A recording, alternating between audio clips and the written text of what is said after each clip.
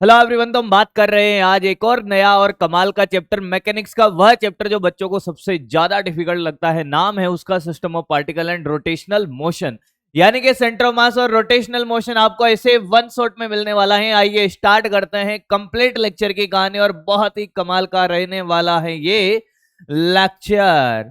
चलिए तो बात करते हैं क्या कंप्लीट लेक्चर हम देखने वाले हैं यहाँ पर, और जुड़े रहिएगा, दिल थाम के बैठना मेरे दोस्त, मजा आ जाएगा इस चैप्टर को पढ़ने के बाद।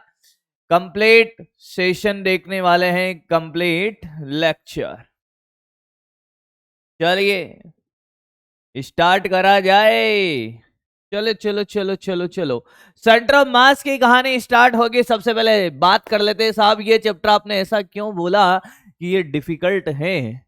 ऐसा आप लोगों को लगता है, पर इस वन शॉट के बाद आपको ये सेंटर ऑफ मास का एक एक कहानी, ऐसे रोटेशनल मोशन की एक एक कहानी ऐसे चुटकियों में याद हो रही होगी। थ्योरी के साथ आपको न्यूमेरिकल सब कुछ फेल के साथ सिखाया जाएगा, इसलिए निश्चिंत होकर बैठ जाइए, दिल थाम के बैठ मेरे दोस्त। सबसे पहले बात करिए सेंटर ऑफ मास क्या है रे? ये सेंटर ऑफ मास क्या है भाई? जैसे मैं आपसे कहूं कि ये क्या है, मेरे पास एक बॉक्स है। हाँ, अब सेंटर ऑफ मास की कहानी को पढ़ने से पहले एक और चीज पढ़ी जाती है जिसका नाम है रिजिड बॉडी। क्या बेटे? Rigid body. What is rigid body? Rigid body क्या होता है? A body is said to be rigid by separation between any two adjustment does not changes on the application of external forces. ये मान लो कि ये rigid body है साहब, कोई भी दो पॉइंट है, इनके बीच का सेपरेशन है, कितना ही फोर्स लगा लो चेंज नहीं होता। क्या कहलाती है? रिजिड बॉडी कहलाती है। अच्छा, there is no perfect rigid body in the world. संसार में ऐसी कोई बॉडी बनी ही नहीं है। तो हम क्या करते हैं फिर? हम जैसे हो गया आयरन, हो गया लोहा, इन ही ऐसे ही ऑब्जेक्ट को हम क्या मान लेते हैं? रिजिड बॉडी मान लेते हैं। अच्छा, अब क्या ये रिजिड बॉडी है? नहीं सर, ये पिचक रही है, ये रिजिड बॉडी नहीं है। कोई बात नहीं, हमारा काम क्या कि इस बॉक्स को अगर मुझे ऐसे रखना है, बताइए कितनी जगह फोर्स लगाना पड़ रहा है? 1 2 3 4 5, 5 जगह, यानी कि 5 पॉइंट पे फोर्स लगाने पे ये ऑब्जेक्ट ऐसे खड़ा है क्या? हाँ। क्या एक पॉइंट ऐसा हो सकता है जहां पे फोर्स लगाऊं तो ये ऐसे ही रहे? बोल हाँ या ना। यस सर, एक पॉइंट ढूंढना पड़ेगा, पर वो क्या करना पड़ेगा? ढूंढना पड़ेगा। ढूंढते ढूंढते, ओहो हो, ये एक पॉइंट ढूंढ लिए है, ये एक पॉइंट ढूंढ लिए हैं। अच्छा, ये ऐसे नहीं घूमेगा ना? नहीं घूमेगा, कोई बात नहीं, नहीं घूमेगा। तो ये वाला पॉइंट ढूंढ लिया है, इस वाले पॉइंट पर क्या ये स्टेबल है? हाँ, इस वाले पॉइंट पे ये क्या है? स्टेबल है। वैसा ही काम हो रहा है जैसा 5 पॉइंट पे फोर्स लगाने पे होता था सर। अरे मैंने कहा इसी पॉइंट को बोलते हैं सेंटर ऑफ मास। क्या बोलते हैं? सेंटर ऑफ मास। जो मैं बात कर रहा था कि साहब सेंटर ऑफ मास क्या है, किसी भी ऑब्जेक्ट में एक पॉइंट ऐसा होता है जहां पर उसके टोटल मास को कंसंट्रेट माना जा सकता है। अरे हाँ या ना? नीचे क्या लग रहा था? mg, और इस पॉइंट पे ऊपर फोर्स लगाया f। हाँ, अरे ऐसे ही लगाया था ना एक पॉइंट पे। हाँ, या फिर इसी ऑब्जेक्ट में हमने 4-5 जगह फोर्स लगाया, यहां पर, यहां पर, यहां पर, यहां पर, और तब भी तो ये चारों फोर्स किसके बराबर आ रहे थे? अरे बोले mg के बराबर सर। तो मैंने कहा हम 4-5 जगह फोर्स लगाने की जगह एक पॉइंट ढूंढ लेते हैं। हाँ, और वहीं पर फोर्स लगाते हैं तो वैसा ही होता है जैसा 4-4 जगह पे फोर्स लगाने पर होता है। हाँ, तो वो कौन सा पॉइंट है जहां पर फोर्स लगाने पर वैसा ही होगा जैसा क्या होगा? एक पॉइंट पे फोर्स लगाने पर होगा। उसी वाले पॉइंट को हम क्या बोलते हैं? उसी वाले पॉइंट को हम बोलते हैं बेटा क्या? सेंटर ऑफ मास बोलते हैं। क्या बोलते हैं? सेंटर ऑफ मास बोलते हैं। बहुत सुंदर।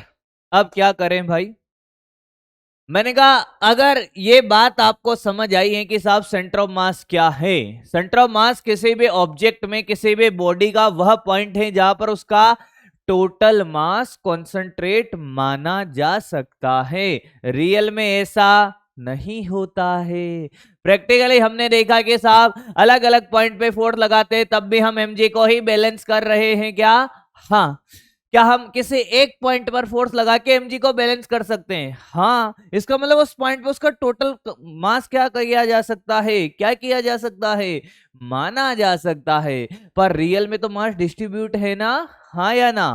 यस। तो सेंटर ऑफ मास किसी भी बॉडी का वो पॉइंट है जहां पे टोटल मास कॉन्सेंट्रेट माना जा सकता है।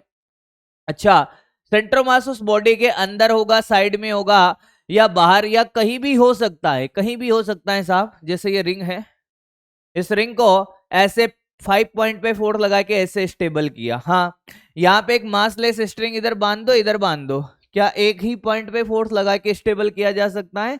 यस। क्या किया जा सकता है? हाँ। तो इस रिंग का जो सेंटर ऑफ मास है वो कहाँ मिलेगा? सेंटर में। हाँ, पर ये इसके अंदर कोई मास है क्या? नहीं, खोखला है, होलो है, तो ये तो बाहर है, बॉडी के बाहर भी हो सकता है। वो अलग बात है इसके सरकमफेरेंस के अंदर है। तो बात समझ आ गई होगी। अब आपसे कोई डेफिनेशन पूछ ले साहब सेंटर ऑफ मास की, तो देखिएगा इधर।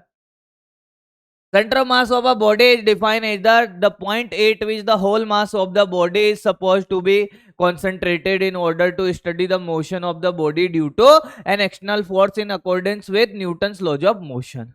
वही बात जो मैंने बोली वो बात इसने भी यहाँ लिखी हुई है। हाँ जी, तो सेंटर ऑफ मास का जो डेफिनेशन है वो हमने सीख लिया है। अब क्या कहानी कि सब सेंटर ऑफ मास वह पॉइंट है जो किसी भी ऑब्जेक्ट में एक ही होता है, जहां पे उसके टोटल मास को क्या माना जाता है? कॉन्सेंट्रेटेड माना जाता है। अब क्या कहानी होगी साहब, सेंटर ऑफ मास बॉडी के अंदर बाहर कहीं पर भी हो सकता है। हाँ। अब मैं आपको सिखाने वाला हूं कि यार सेंटर मास निकालना तो सिखाइए सर। मैंने कहा ऑब्जेक्ट कैसा है, पॉइंट मास हो सकता है, रेगुलर शेप का ऑब्जेक्ट हो सकता है, इरेगुलर शेप का ऑब्जेक्ट हो सकता है। सबसे पहले हम बात करेंगे पॉइंट मास वाले ऑब्जेक्ट का सेंटर मास निकालना, ट्रिक के साथ भी सिखाया जाएगा आपको, इसलिए दिल थाम के बैठिएगा। बात करते हैं क्या, मैंने कहा एक फिजिकल क्वांटिटी जिसका नाम है मोमेंट। क्या है बेटा? मोमेंट। अब ये मोमेंट क्या है साहब? मैंने कहा मोमेंट किस बात का एहसास कराता है, देखते हैं। ये एक्स वाई प्लेन है और ये पॉइंट मास है, ये कितने पोजीशन वेक्टर पे? आर वेक्टर पोजीशन वेक्टर है इसका। हाँ, तो मोमेंट को डिफाइन किया गया मास इनटू पोजीशन वेक्टर। किस बात का एहसास कराता है? तो सुनिएगा, सुनिएगा, बड़े प्यार से सुनिएगा, आपको पूरी पूरी बात समझ में आएगी मोमेंट का एहसास क्या है। मैंने कहा हमारे पास बहुत सारे पार्टिकल है किसी एक एक्स वाई प्लेन के अंदर, और सामने देखिए बस आपको फॉर्मूला कैसे आया वो भी सिखाया जाएगा। ये वाला मान लो कि m1 मास है, हाँ साहब। ये वाला m2 मास है, हाँ सर। ये वाला मैंने कहा ये वाला m3 मास है, हाँ। और ये वाला मैंने कहा ये mn मास है। ऐसे बहुत सारे पार्टिकल है हमारे पास m1 m2 m3 मास के। तो मैंने कहा साहब इसका पोजीशन वेक्टर r1 है, इसका पोजीशन वेक्टर कितना है कि साहब r2 है, इसका पोजीशन वेक्टर कितना है? मैंने कहा r3 है, हाँ। और इसका मैंने कहा rn है, हाँ। ये पॉइंट मास वाले पार्टिकल है, हाँ। इन सभी पार्टिकल का जो सेंटर ऑफ मास होगा कहीं ना कहीं तो होगा ना। हाँ, कहां पर होगा? मैंने कहा कहीं मान ले भाई, कहीं पर भी मान लो यहां पर है। हाँ, ये सेंटर ऑफ मास है, तो ये इसका पोजीशन क्या होगा? RCOM। अच्छा, सेंटर ऑफ मास वह पॉइंट होता है जहां पर बॉडी का टोटल मास क्या होता है? कॉन्सेंट्रेटेड होता है। अरे हाँ या ना? तो इस वाले पॉइंट का मास कितना होगा? इस वाले पॉइंट का मास सर इन सबके मास के टोटल सम के बराबर होगा, यानी कि कैपिटल एम, जिसको मैं बोल सकता हूं m1 प्लस का, m2 प्लस का, m3 प्लस का, डैश डैश mn प्लस। बहुत सुंदर, बहुत बढ़िया, बहुत मजा आ रहा है। हाँ, अब सुनिएगा क्या खेल क्या है, कैसे सेंटर ऑफ मास का पोजीशन वेक्टर हम निकालने वाले हैं बेटा। तो ध्यान से देखते रहे बच्चे, दिल थाम के बैठे रहे और ध्यान से देखते रहे। Yes sir. मैंने कहा ये सुने कि क्या, सुनिएगा। मैं आपसे कहूं कि इन पार्टिकल का सबका मोमेंट बताओगे? Moment of particles, moment of n particles, जितने भी पार्टिकल हैं अपने पास पॉइंट मास के, इनके मोमेंट बताइए कि साहब m1r1 है प्लस m2r2 है, हाँ sir, plus day day dash plus का mn बहुत बढ़िया। और मैं कहूं आपसे कि साहब moment of COM, moment of centre of mass क्या लिखेगा बेटे? Capital M into R COM। क्या ऐसे लिख सकता हूं? m1 प्लस का m2 प्लस का डे डे डेस प्लस का mn इंटू क्या RCOM है, हाँ या ना? हाँ सर। अब मैंने एक बात जो आपको बोले कि इस ऑब्जेक्ट को ऐसे रखने के लिए मुझे कितनी जगह फोर्स लगाना पड़ा? 5 जगह। अगर मैं आपसे कहूं कि इन हर पार्टिकल को मुझे सेंटर ऑफ मास के अबाउट, ये सॉरी ओरिजिन के अबाउट घुमाना है, moment actually related to rotation, अगर इस पॉइंट के अबाउट मुझे इन सबको घुमाना है, हाँ, तो मुझे कितना कष्ट होगा? इस बात का एहसास हम मोमेंट से करते हैं कि इसको फोर्स लगा के घुमाऊं। मान लो मोमेंट कितना मिला? m1r1, इसके अबाउट घुमाया तो m2r2, इसके अबाउट m3r3, ओ हो r2 है, ये r3 है, ये r2 है, ओके। पर जितना मोमेंट मुझे अलग अलग पे फोर्स लगाकर घुमाने पे मिलेगा, क्या अगर मैं एक पॉइंट ऐसा ले लो जिसके अबाउट फोर्स लगा के घुमाऊं तो क्या उतना ही मोमेंट मिलेगा? हाँ। अरे भाई, इस वाले ऑब्जेक्ट को ऐसे रखने के लिए 5 जगह फोर्स लगाया, पर लगाया तो mg ना, हाँ, या एक जगह ही लगाता तब भी तो mg लगाना पड़ा, हाँ। तो क्या ये दोनों मोमेंट बराबर होंगे, हाँ या ना? सभी पार्टिकल का मोमेंट और सेंटर ऑफ मास का मोमेंट क्या होगा? बराबर। According to definition of centre of mass equate कर दीजिए, m1 m2 प्लस का m3, ओहो, RCOM, हाँ, m1 r1 m2 r2, ओहो, डैश डैश डैश डैश। तो बात ऐसी है साहब कि ये RCOM m1r1 plus m2r2 dash dash upon का कितना? m1 plus m2 plus dash dash. आया क्या? आया है? नहीं आया। यानी कि सेंटर ऑफ मास का पोजीशन वेक्टर का पहला फॉर्मूला जो आपको याद होना चाहिए क्या होता है साहब? मैंने कहा m1r1 plus m2r2 plus m3r3 plus m4r4 plus m5r5 upon m1 plus m2 plus m3 plus m4 dash dash dash dash, जितने भी पार्टिकल हैं। ये तो साहब पोजीशन वेक्टर हैं जी। मैंने कहा हाँ, तो ऐसे लगा दो सर, ठीक है। सर कोऑर्डिनेट पूछता तो मैंने कहा अब तो क्या है यार, अगर एक्सएम पूछता तो क्या हो जाता? m1 x1 m2 x2 होए प्लस डैश डैश अपॉन कितना? m1 प्लस का m2 डैश डैश, नहीं आया है। YCOM क्या होता? m1 y1, बहुत बढ़िया, m2 y2, बहुत सुंदर, plus dash dash upon m1 plus का m2 डैश डैश। अरे आया क्या? हाँ या ना? हाँ, आया है। कोई तकलीफ तो नहीं है? पक्का? ZCOM भी लिख दो फिर यार। ये लो sir, ZCOM centre of mass का Z coordinate m1 z1 plus m2 z2 dash dash dash upon m1 plus का m2 प्लस का डैश डैश। कोई तकलीफ? आराम से देख लीजिए पहले कि पहली बात तो ये कि हमें ये सारे फॉर्मूले याद होने चाहिए, जो शायद आपको याद भी हो गए होंगे कि जब जब पॉइंट मास की बातें होगी, पहली बात ये फॉर्मूला सिर्फ पॉइंट मास के लिए वैलिड है, ओनली फॉर पॉइंट मासेस। फिर आप कहोगे कि साहब दूसरे मास के लिए, अरे मैंने कहा करेंगे भाई, पहले पॉइंट मास का तो देख लीजिए, हाँ या ना? हाँ, तो आइए फिर बनाते हैं क्वेश्चंस। तो दिल थाम के बैठिए मेरे दोस्त।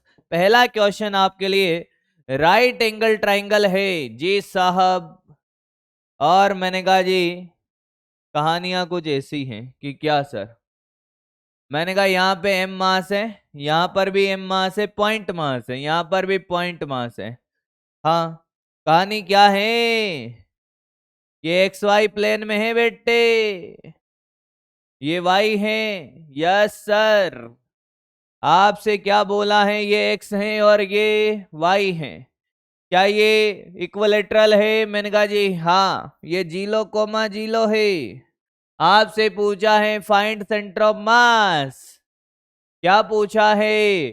Find COM. क्या करेगा रे बाबू? पहला काम हमारा जो है, सबसे पहले हम इनको नंबर दे देंगे। क्या दे देंगे? नंबर दे दीजिए। दे दिया सर नंबर। मैंने कहा ये पहला नंबर, ये दूसरा नंबर, ये तीसरा नंबर। फिर क्या करें सर? मैंने कहा आप कुछ और करते हैं कि क्या, कि अब कुछ और करते। कोऑर्डिनेट लिखिए सबके। कोऑर्डिनेट लिखने आते तुम्हें? नहीं आते? ओहो, ये 0,0 तो ये कितना? 1,0। ये मैंने कहा ये देखिए 60 डिग्री पर है। वैसे आप देखोगे x तो a/2 हो जाएगा। अरे x कितना हो गया? a/2। फिर भी नहीं पता चल रहा तो इस राइट एंगल ट्राइंगल को देखिए, ये तो ये हो जाएगा a cos 60, a cos 60, और ये वाला हो जाएगा a sin 60। ओ हो रूट a sin 60 का वैल्यू √3/2 आया है। पक्की बात है, सोच लीजिएगा। हो गया। क्या करे? XCOM। क्या M1 X1?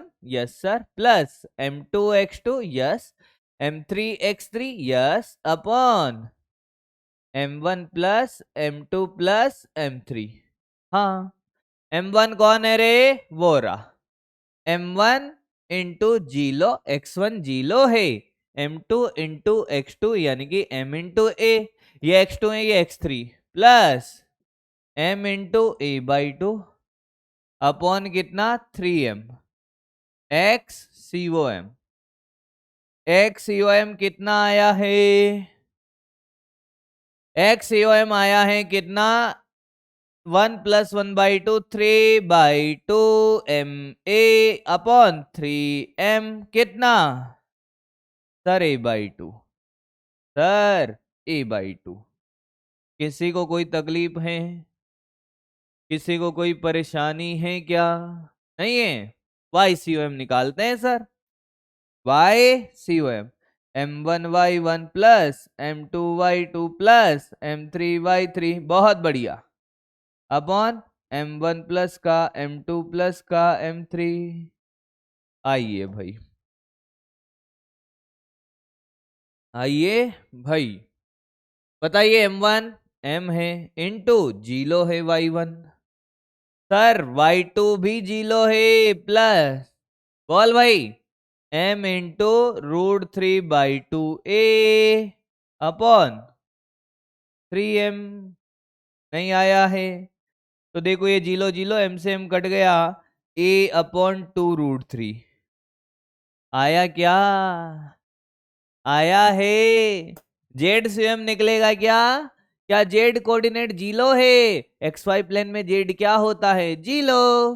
चलिए आगे बढ़ते हैं। एक और, आइए करते हैं पॉइंट मास का एक और। ये कौन है भाई? ये सर स्क्वायर है। ए ए ए ए। बहुत सुंदर। हाँ, अब मैं आपसे कहूं कि साहब यहां पर 2M है, यहां पर भी कितना है? 2M है। हाँ, यहाँ पे कितना है? 3M है। यहाँ पे 4M है। तुम्हें क्या लगा मास सेम दूंगा ताकि तुम सेंटर मास कहाँ निकाल दो? सेंटर पे। ना, मैंने कहा ऐसे नहीं दिया जाएगा, सबका मास अलग अलग दिया ना मैंने। लो भाई निकालें अब, लो भाई निकालें अब।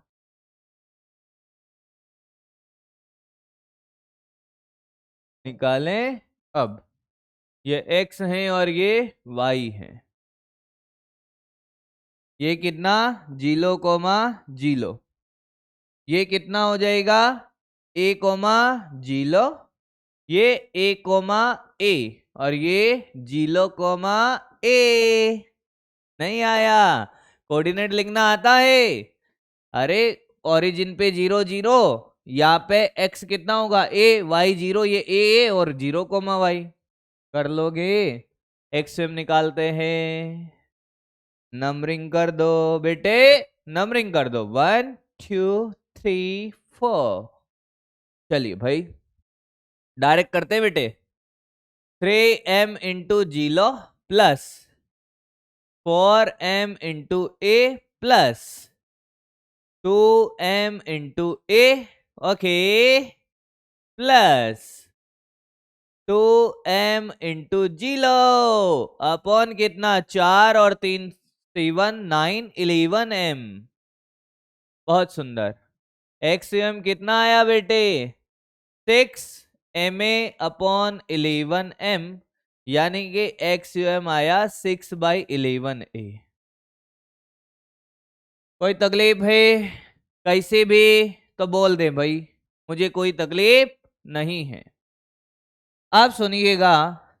अच्छा, आप टेलीग्राम ज्वाइन कर सकते हो भाई, और वहां पे आपके जितने भी डाउट है वो पूछ सकते हो, ठीक है जी। तो टेलीग्राम का लिंक डिस्क्रिप्शन बॉक्स में है, वहां से ज्वाइन कर लीजिएगा।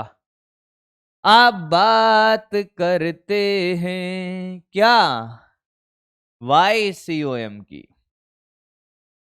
चलिए भाई 3m इंटू जीरो, अरे बोल, yes sir, plus 4m into zero plus 2m into A plus, पता नहीं क्या खुल गया, plus 2m into A, total mass 11m। क्या y स्वयं सॉल्व करने पे 4/11 a आया है? सबका आया है? देख लीजिए, देख लीजिए। हाँ जी, तो क्या ये बात समझ आ गई है? क्या हम पॉइंट मास का सेंटर ऑफ मास निकाल सकते हैं? अरे हाँ या ना? अब बात करते हैं आगे की कहानी की साहब। अगली कहानी क्या होगी मैंने कहा देखिएगा। पॉइंट मास का सेंटर ऑफ मास निकालना हमें आ गया है क्या? हाँ। अब क्या किया जाए सर? मैंने कहा अब पॉइंट मास नहीं दिया हो और कोई ऑब्जेक्ट दिया हो तो उसका सेंटर ऑफ मास कैसे निकालेंगे? तो सुनिएगा, हमारे पास एक रोड है। क्या है? रोड है ऐसे। अच्छा, कैसी रोड है? मैंने कहा जी देखिए ऐसी रोड है। देखिए ये है सर, हाँ ये रोड है। हाँ, क्या ये सिमेट्रिकल नजर आ रही है? बोलिए, क्या यह सिमेट्रिकल नजर आ रही है? मैंने कहा हाँ, तो इसका सेंटर ऑफ मास यहां होगा। हमारे पास सर एक डिस्क है, एक रिंग है, इसका सेंटर ऑफ मास कहाँ होगा? बहुत सारे एग्जांपल में सिखा सकता हूं तुम्हें, इसका यहां होगा COM। जितने भी सिमेट्रिकल ऑब्जेक्ट है उनका सेंटर ऑफ मास उनके ज्योमेट्रिकल सेंटर पे होता है। Yes sir. मैं कहूं एक ट्राइंगुलर है, कौन सा ट्राइंगल है ये सर? ये इक्विलैटरल ट्राइंगल है, तो इसका सेंटर ऑफ मास यहां होगा। जितने भी सिमेट्रिकल ऑब्जेक्ट है सबका सेंटर ऑफ मास कहां होता है? उनके सिमेट्रिकल सेंटर पे होता है। बोल हाँ या ना? क्या बात समझ में आई है? यानी कि सिमेट्रिकल ऑब्जेक्ट, जितने भी सिमेट्रिकल ऑब्जेक्ट है having centre of mass COM 8 geometrical centre. क्या बात समझ आ गई है? पक्का 100% सोच लीजिएगा। बहुत बढ़िया। यानी कि जितने भी सिमेट्रिकल ऑब्जेक्ट है उनका centre of mass geometrical centre पे होता है। बॉल आया? पक्की बात है। अब सुनिएगा, सेंटर ऑफ मास से डरने का नहीं और सेंटर ऑफ मास करने का नहीं, ऐसा बिल्कुल नहीं है।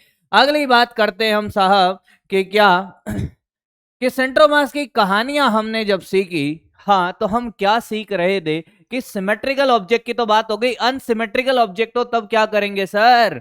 तो मैंने कहा देखिए सबसे पहले मास डेंसिटी पे चर्चा करवाता हूं तुमसे। किस पे? मास डेंसिटी पर। ध्यान दीजिएगा, मास डेंसिटी पर हम चर्चा कर रहे हैं। ये मास डेंसिटी क्या है साहब? मैंने कहा देखते रहिए। मैं कहूं आपसे कि लेमड़ा, मैं कहूं आपसे सिग्मा, मैं कहूं आपसे रो, यस सर। लेमड़ा क्या होता है? Mass upon length. ये क्या होता है? Mass upon area. ये क्या होता है? Mass upon volume. अच्छा सर, हम तो डेंसिटी तो एक ही जानते थे, कौन सी? रो। पर मैं आपसे कहूं कि एल लेंथ में कोई हमारे पास एक रोड है, ध्यान से देखिएगा, इसके एल लेंथ और मास कितना है? एम। तो एल लेंथ में कितना मास है साहब? एम। तो यूनिट लेंथ में कितना मास होगा?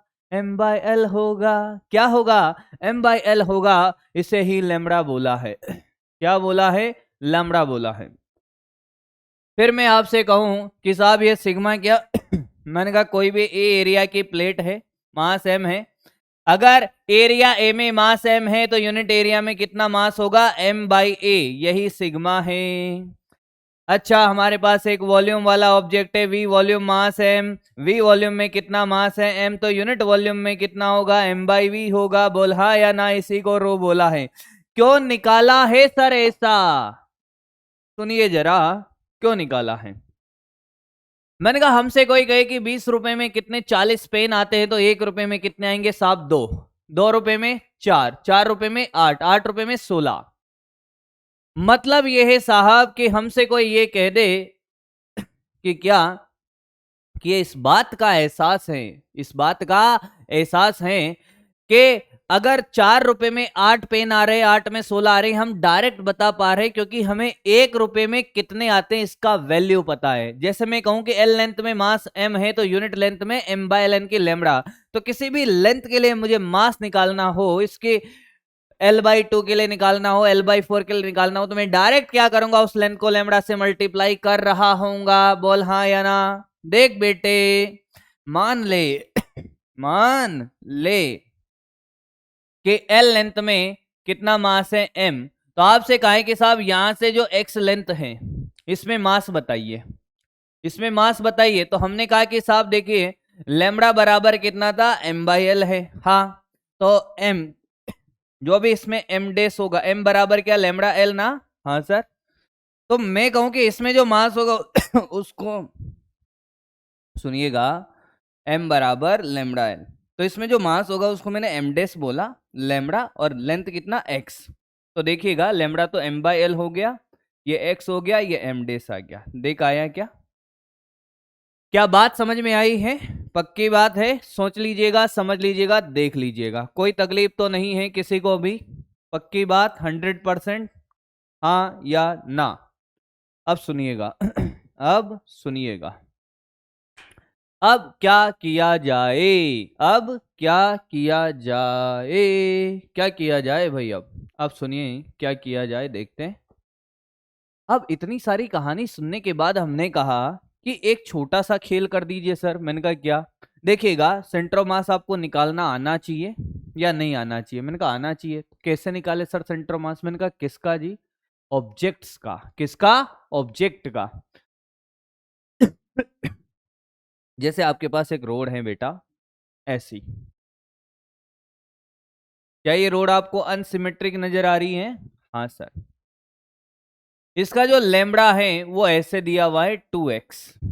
लेमड़ा क्या है? 2x है। कहां पे रखी हुई है साहब? ये मैंने कहा ऐसे रखी हुई है। ये x एक्सेस और ये y एक्सेस।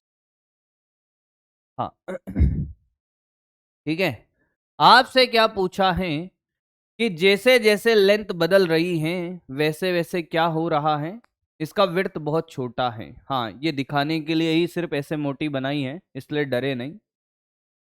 कि जैसे जैसे एक्स अक्ष की बात होगी इसका मास डेंसिटी चेंज हो रही है साहब। यहाँ जीरो कोमा जीरो है। हाँ, आपसे कहें कि साहब इसका सेंटर ऑफ मास कहाँ होगा? Find COM। लेमड़ा 2x का क्या मतलब है? कि जैसे जैसे बेटा आप ये लेंथ बढ़ती जाएगी वैसे वैसे ये भारी होती जाएगी। इधर से भारी और इधर से क्या है? हल्की है। टोटल लेंथ L है। हाँ सर, टोटल लेंथ कितना है इसका? L है। अब आपसे क्या पूछ ले कि साहब इसका सेंटर ऑफ मास निकालो। क्या निकालो? Centre of mass. क्वेश्चन समझ आया क्या? Find COM। जैसे ये पेन दिख रहा होगा आपको, सेम यही क्वेश्चन है कि इसका सेंटर ऑफ मास निकालना है। तो मैं आपसे एक बात कहूं कि देखिएगा, सेंटर ऑफ मास क्या बीच में आया? बिल्कुल नहीं आया। आप जब भी ऐसे करोगे, इस पेन को ऐसे रखोगे और दोनों तरफ से चलाते हुए आओ, तो ये हमेशा कहाँ पे रुकेगा? सेंटर ऑफ मास पे। कहाँ पे रुकेगा? सेंटर ऑफ मास पे। भले आपकी इच्छा हो जहां से चला लो, यहां से चला लो, आप देख लीजिए, ये पेन हमेशा स्टेबल कहाँ होगा? सेंटर ऑफ मास पे। अरे हाँ या ना? तो देखिएगा ये सेंटर ऑफ मास निकालते हैं, पर सर आपने तो हमें सिर्फ पॉइंट मास के लिए सेंटर ऑफ मास निकालना सिखाया है। हाँ, क्या इसके लिए सिखाया? मैंने कहा नहीं। तो फिर सर इसके लिए कैसे निकालोगे? पॉइंट मास के लिए तो हमें आता है सर निकालना, क्या कि एक्स यू एम बराबर m1 x1 plus m2 x2 plus m3 x3 upon m1 plus m2 plus m3। ये पॉइंट मास नहीं है तो हम कैसे निकाले? मैंने कहा अगर मान लो तुम्हें कुछ नहीं आता, कोई मैथमेटिक्स नहीं आती, तो तुम क्या कर रहे होते? इस रोड को तोड़कर छोटे छोटे पॉइंट मास बना रहे होते। बोल हाँ या ना? हाँ। और सबका क्या लिख रहे होते? कोऑर्डिनेट लिख के उन टुकड़ों का सेंटर ऑफ मास निकाल रहे होते। हाँ, यानी कि आप पहले तोड़ रहे होते और फिर जोड़ रहे होते। हाँ, तो ऐसे करके हम सब सेंटर ऑफ मास निकाल लेते। ठीक है सर, पर मैं आपसे एक बात कहूं कि बताइए क्या कहना चाहते हो? कि हम एक गणित वाले से मिले और उससे कहा कि पहले हम तोड़ रहे और साथ फिर जोड़ रहे हैं, तो उसने कहा कि हमारे पास एक टूल है जिसको इंटीग्रेशन कहते हैं। वो भी यही करता है कि पहले तोड़ना है और फिर जोड़ना है। यानी कि इसके लिए हमें क्या करना पड़ेगा? इंटीग्रेशन करना पड़ेगा। इंटीग्रेशन का तरीका देखिए बेटा, कि यहां से x पे जाके एक dx लेंथ का एक छोटा सा टुकड़ा तोड़िए। ठीक है सर, तोड़ लिया? हाँ। तो आप देख पाओगे कि यहां से x पे जाके एक छोटा सा टुकड़ा जिसका मास कितना है? ये dm मास है। ठीक है सर, तोड़ लिया। कितनी लेंथ का है? dx लेंथ का है। तो dx लेंथ में कितना मास आएगा ये कैसे निकालें भाई? तो वी नो दैट अब सीखना स्टार्ट करिए भाई। वी नो दैट, हाँ, लेमडा इक्वल टू क्या होता है? m by L. तो m इक्वल टू क्या? Lambda L. तो dm इक्वल टू क्या? लेमडा dx होगा। हाँ, तो लेमडा की वैल्यू डाल दे 2x इंटू डी एक्स। आया क्या? हाँ आ गया सर, बहुत सुंदर। dm की वैल्यू निकाल ली यार तुमने तो। हाँ, अब इसके लिए, इस छोटे से टुकड़े के लिए सेंटर मास कैसे लिखोगे भाई? हम जानते हैं साहब, एक्स यू एम बराबर क्या? m1 x1, हाँ, plus dash dash m2 x2। ओहो, m1 प्लस का m2, बहुत बढ़िया। पर यहां तो एक ही टुकड़ा है, कोई बात नहीं, m की जगह dm। क्या? dm। और x1 कितना है साहब? ये x के बराबर है, तो ये x अपॉन क्या? टोटल मास, यानी कि dm। नीचे क्या है? टोटल मास है। हाँ, तो ऐसे छोटे छोटे टुकड़ों को तोड़ते हुए क्या हम जोड़ेंगे? तो क्या इंटीग्रेट कर देंगे? यस सर, ऊपर भी और नीचे भी डीएम का इंटीग्रेशन करेंगे, टोटल मास आ जाएगा। क्या ये बात समझ में आई है कैसे फॉर्मूला बना? ये डीएम मास, ये रहा छोटा सा टुकड़ा m1 x1, ये रहा x1 अपॉन नीचे डीएम। हाँ, पर ये तो एक ही मास है। हाँ, तो टोटल कैसे लाएगा? इंटीग्रेट कर दे। तो फॉर्मूला कैसे बना? DM x upon integration DM. बोल हाँ या ना? हाँ सर। ऐसे ही वाई सीओएम कोई करता तो क्या करता? DM Y upon integration DM. ऐसे ही जेड सीओएम कोई कहता तो क्या लिखता? DM Z upon integration DM. अब हमें तो हमारा काम उससे करना है कि साहब ये वाले फॉर्मूले तो हमें याद रखने हैं। दूसरी बात, ये एक्स वाई जेड क्या है? एक्स वाई जेड क्या है? एक्स वाई जेड उस पॉइंट मास के सेंटर ऑफ मास के कोऑर्डिनेट हैं। हाँ, वो अलग बात है कि जो पॉइंट मास है उसका सेंटर और पॉइंट मास के कोऑर्डिनेट क्या, सेंटर मास और पॉइंट मास क्या है? सेम है। पर हम जब आगे बात कर रहे होंगे तो हम अलग अलग ऑब्जेक्ट को तोड़ रहे होंगे, तो फिर क्या किया जाएगा? तो फिर क्या किया जाएगा? वहां पे सेंटर ऑफ मास अलग अलग आएगा। आप तो सुन लीजिएगा, X Y Z are the coordinate of centre of mass of DM mass. क्योंकि हमेशा आप एक पॉइंट मास तोड़ोगे इस बात की कोई गारंटी नहीं है। एक्चुअली ये एलिमेंट लेने का तरीका होता है।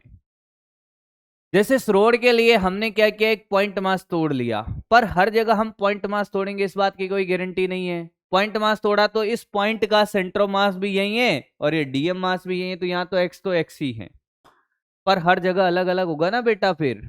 हाँ, तो अब देखिए, अब ये तो बात लिख दी हमने, अब इसको यहाँ पे वैल्यू डाल के इंटीग्रेट करते हैं, आंसर आ जाएगा आपका। डीएम की वैल्यू क्या है साहब, 2x dx का इंटीग्रेशन, और नीचे क्या साहब, ये x भी है साथ में, है ना, डीएम का 2x dx और ये x, नीचे 2x और ये dx। ठीक है, वैल्यू डाल दी साहब मैंने डीएम की। क्या dx ने dx को मार दिया, x ने x को मार दिया, 2 ने 2 को मार दिया, क्या x बचा है? आया ना? ऐसे नहीं मारा है बेटे, जो बदल रहा है उसको नहीं डिवाइड कर सकते, इंटीग्रेशन करना पड़ेगा गधों। मेरी बात समझ आई बेटे? कमाल की बातें मैं सिखाता हूं आपको हमेशा। 2 तो बाहर आ गया, ये x dx, क्या ऐसे लिख सकता हूं, 2 से 2 तो आप काट सकते हो, पर x से x नहीं काट सकते हो। इंटीग्रेट करिए बेटे। नाराज हो मुझसे? कितना आ गया, x³/3 सर, नीचे x²/2 सर। हाँ, और लिमिट कहां से कहां तक लिखोगे, 0 से l तक, 0 से l तक। तो ऊपर क्या आ जाएगा, l³/3 और नीचे l²/2। तो कितना आया बेटा, 2l/3। कितना आया है, 2l/3। देखिए, इंटीग्रेशन करना आता है क्या? आता है, कर लीजिएगा। अब सुनिएगा सर, हमारे लिए कुछ बेहतरीन कहानी है सेंटर ऑफ मास निकालने की। क्या है, कुछ बेहतरीन कहानियां भी हैं। हाँ, यहाँ तक किसी को कोई डाउट नहीं होना चाहिए, ये बता दीजिए सबसे पहले तो।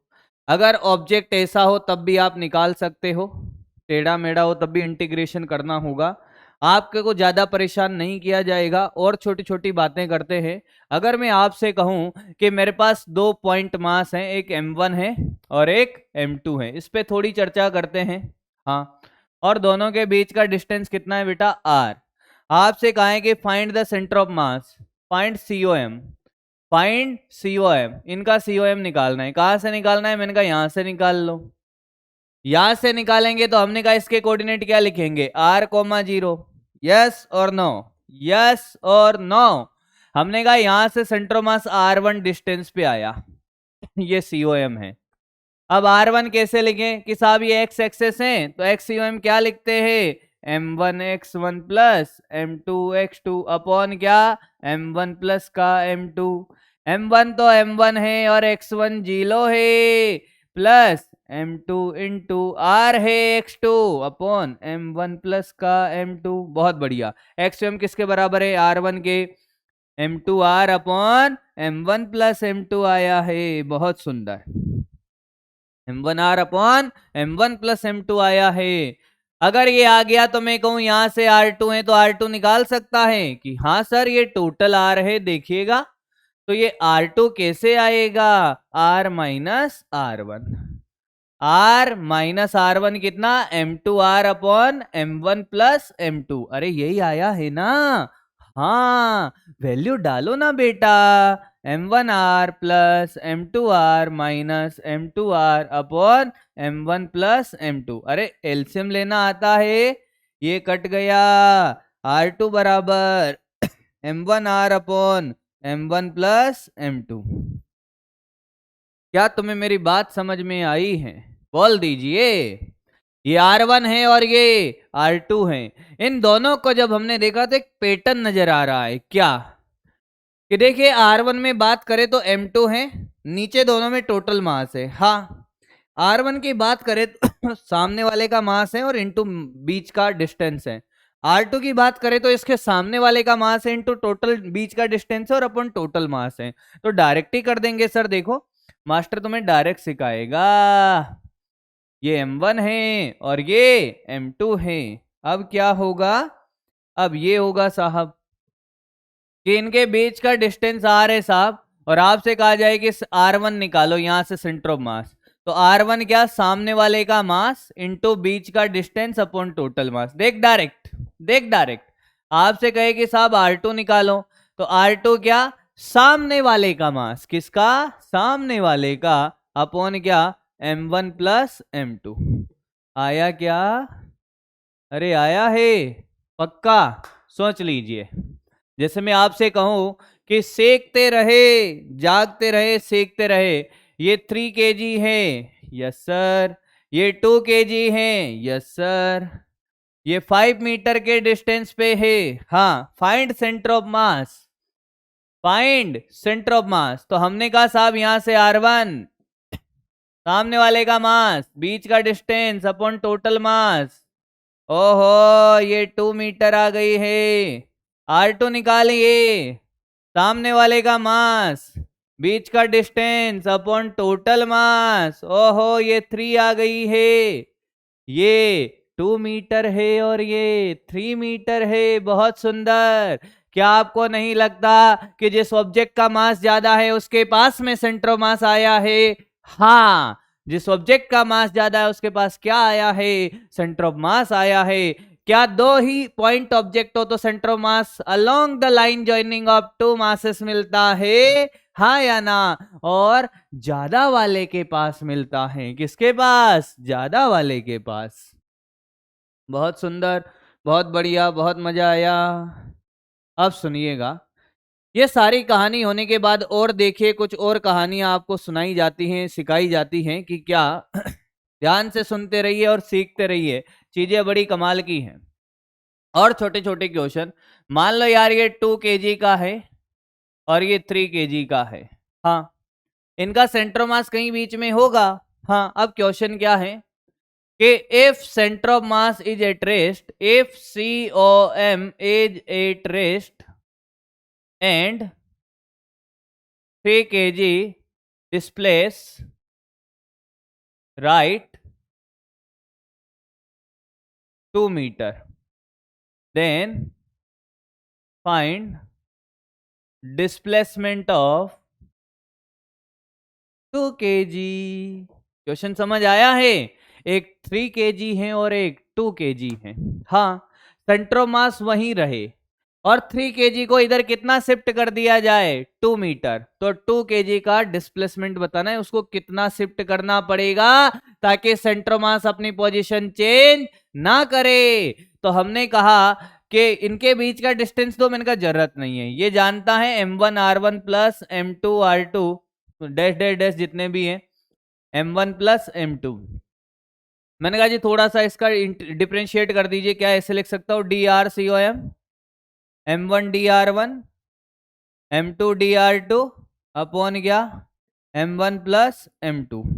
जी सर, ये DRCOM क्या है, सेंटर ऑफ मास के पोजीशन में चेंज।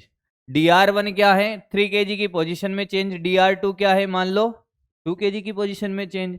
तो इसी फॉर्मूले से सारे क्वेश्चन हो जाएंगे। तो देखिए इधर, इसको मान लीजिए आप M1, हाँ, इसको M2, ये इधर जा रहा है क्या, 2 मीटर, हाँ, ये वाली डायरेक्शन पॉजिटिव ले लीजिए, हाँ, हो गया। DRCOM कितना है, 0 है, बोला है सेंटर ऑफ मास रेस्ट पे है, हाँ, तो देखिए 0 इक्वल टू 2 इंटू DR1 निकालना है प्लस 3 इंटू 2 अपॉन 3, 2 प्लस 3, तो ये 0 2 DR1 प्लस कितना 6, तो 2 DR1 बराबर -6, तो DR1 कितना आया है, -3 मीटर। माइनस का मतलब राइट में कि लेफ्ट में, लेफ्ट में किसका ना पड़ेगा। क्या ऐसे सारे क्वेश्चन कर सकते हो? पक्की बात है, सोच लीजिए, समझ लीजिए। हाँ सर, ये वाली वैरायटी भी हो गई। अब अगली वैरायटी देखिए भाई। अगली वैरायटी देखिए। अब सर बात ये है कि पॉइंट मास का सेंटर मास हमें निकालना आता है, ऑब्जेक्ट का सेंटर मास निकालना हमें आता है, पर हमारे सिस्टम में कुछ ऐसे ऑब्जेक्ट हैं जिनके सेंटर ऑफ मास हमें आने चाहिए। यानी कि सेंटर ऑफ मास के अंदर, किसके अंदर? सेंटर ऑफ मास वाले चैप्टर के अंदर कुछ ऑब्जेक्ट ऐसे हैं जिनका सेंटर ऑफ मास आपको डायरेक्ट याद होना चाहिए, उनके बिना काम नहीं चलेगा। आइए सीखते हैं एक जबरदस्त ट्रिक। क्या ट्रिक क्या है? सेंटर ऑफ मास याद करने के एक जबरदस्त ट्रिक सिखाता हूं। चेहरा तेरा हमें रानी सा दिखने लगा। क्या? चेहरा तेरा, चेहरा तेरा हमें रानी सा दिखने लगा। चेहरा तेरा हमें रानी सा दिखने लगा। बिल्कुल लगा सर। फिर क्या हुआ? मैंने कहा रानी हमें दिल से तड़पाती रही। सेंटर मास में जो ट्रिक है वो क्या है कि चेहरा तेरा हमें रानी सा दिखने लगा, और जैसे ही हम रोटेशनल मोशन में जाएंगे तो फिर ट्रिक बनाएंगे कि रानी हमें दिल से तड़पाती रही। सारे मोमेंट ऑफ इनर्शिया वहां पे याद करा दिए जाएंगे। चेहरा तेरा हमें रानी सा दिखने लगा। चेहरा मतलब सी, तेरा मतलब टी, हमें मतलब एच, रानी मतलब आर, सा मतलब एस, दिखने लगा मतलब डी। चेहरा मतलब सी, तेरा मतलब टी, हमें मतलब एच, रानी मतलब आर, सा मतलब एस, दिखने लगा मतलब डी। ओके, फिर क्या है सर? मैंने कहा देख, सी का मतलब कौन है? सी का मतलब कौन? टी का मतलब ट्रायंगुलर प्लेट है। क्या है? ट्रायंगुलर प्लेट है। एच का मतलब होलो स्फीयर है। क्या है? होलो स्फीयर है। आर का मतलब रिंग है। हाँ सर। सा मतलब सोलिड स्फीयर, एस मतलब सोलिड स्फीयर है। ओहो। डी का मतलब डिस्क है। क्या है? डिस्क। और ये सब आधे आधे है। क्या है? आधे आधे। जैसे ये कौन, तो ये ऐसा बनता है सर। ये सॉलिड कौन है? क्या है सॉलिड कौन? कौन में क्या होती है? Height, H. ट्रायंगुलर प्लेट में क्या होता है?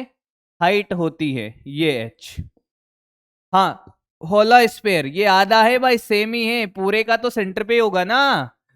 ये रिंग है सर, आधी रिंग है, आर। आर। ये सॉलिड स्फीयर है सर। हो आर। ये डिस्क है सर। डिस्क में से डी हटाने के बाद क्या बचेगा बेटे?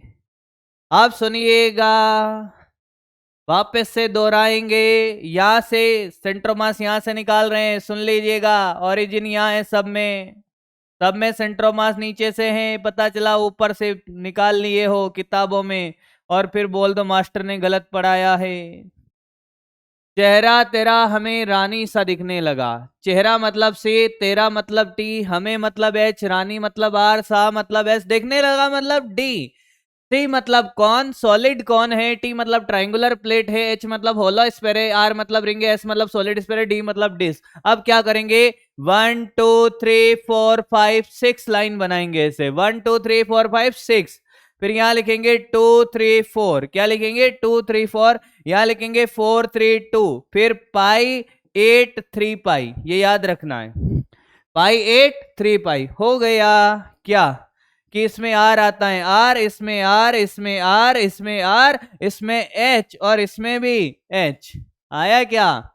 खत्म। ये सारे सेंटर मास ऐसे ऐसे ऐसे ऐसे ऐसे।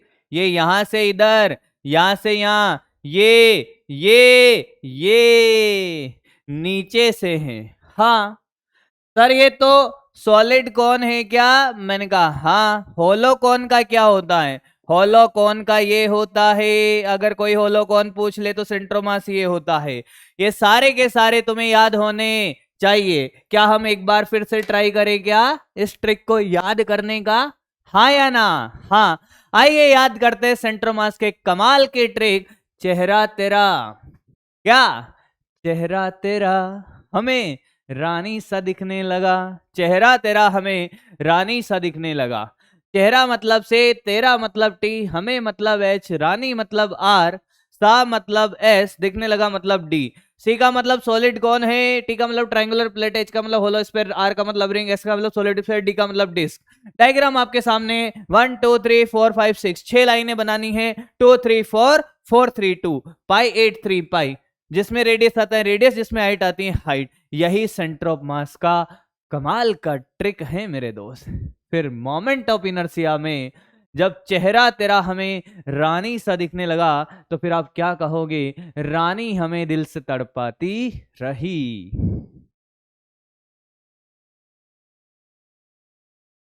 हाँ जी भाई, तो ये ट्रिक समझ आ गई है आपको। तो बात करते हैं अब कैसे कैसे क्वेश्चंस यहां से पूछे जाने हैं, उन्हीं की चर्चा हम करते हैं साहब। चलिए आगे बढ़ते हैं। जैसे मैं आपसे कहूं कि एक क्वेश्चन में बना ही दूं यार आपके लिए, बताइए। बना दीजिए सर। एक सिंपल सा क्वेश्चन है ये साहब। ये एक रेक्टेंगुलर प्लेट है। क्या है? रेक्टेंगुलर प्लेट है। और इसका मास कितना है? इसका मास m है। मास क्या है बेटा? m है। अच्छा, ये वाला साइड इसका a है और ये वाला कितना है साहब? b है। कुछ भी मान लो, कोई फर्क नहीं पड़ता, है ना जी। ठीक है जी। ये a और ये कितना है? b है। हाँ, तो इसका अगर क्या ये सिमेट्रिकल ऑब्जेक्ट है? हाँ सर, क्या है? सिमेट्रिकल ऑब्जेक्ट है। सेंटर ऑफ मास कहाँ मिलेगा? यहां पर सर। कहाँ मिलेगा? यहां पर। यानी कि इधर से a/2, हाँ, और ये कितना? b/2 पर। यानी कि इस पूरे के पूरे ऑब्जेक्ट को मैं एक पॉइंट मास से रिप्लेस कर सकता हूं जिसका मास कैपिटल M है यहां पर। बोल हाँ या ना? हाँ या ना कर सकते हैं क्या? किसी भी एक प्लेट को हम पॉइंट मास से रिप्लेस कर सकते हैं अगर हमें उसका सेंटर मास पता हो तो। जी, तो इसी पे बेस्ड हम एक क्वेश्चन बनाते हैं बेटा। सामने देखिएगा, नजरें स्क्रीन पर। नजरें कहाँ बेटे? स्क्रीन पर। ये देखिएगा, आप सुनिएगा। साथ में है हमारे पास क्या? एक डिस्क। चकती बना देते हैं आदि। ये तो कलर ही बहुत बेकार है। अरे वाह, क्या बनाए हो सर, चमत्कारी बना दिए हैं हम। यार ये बड़ा गंदा सा नहीं बन रहा? बाद में भरेंगे कलर, थोड़ा पहले हल्का बनाते हैं ताकि अच्छा लगेगा तुम्हें। यस। हाँ, अब सुनिएगा। ये ऐसी एक चकती है। अच्छा लगेगा तुम्हें अभी थोड़ी देर में। सिर्फ देखते रहें बेटे, देखते रहें, देखते रहें, देखते रहें। आप सुने, ये आपको क्या एक डिस्क बनती हुई नजर आ गई है? क्या बनती हुई? डिस्क।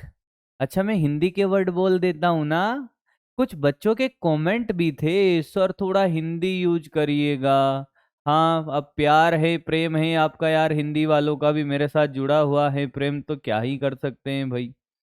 तो सुनिएगा, ये जब आपको नजर आ रहा होगा तो ये दो ऑब्जेक्ट है साहब। क्या है? दो ऑब्जेक्ट हैं।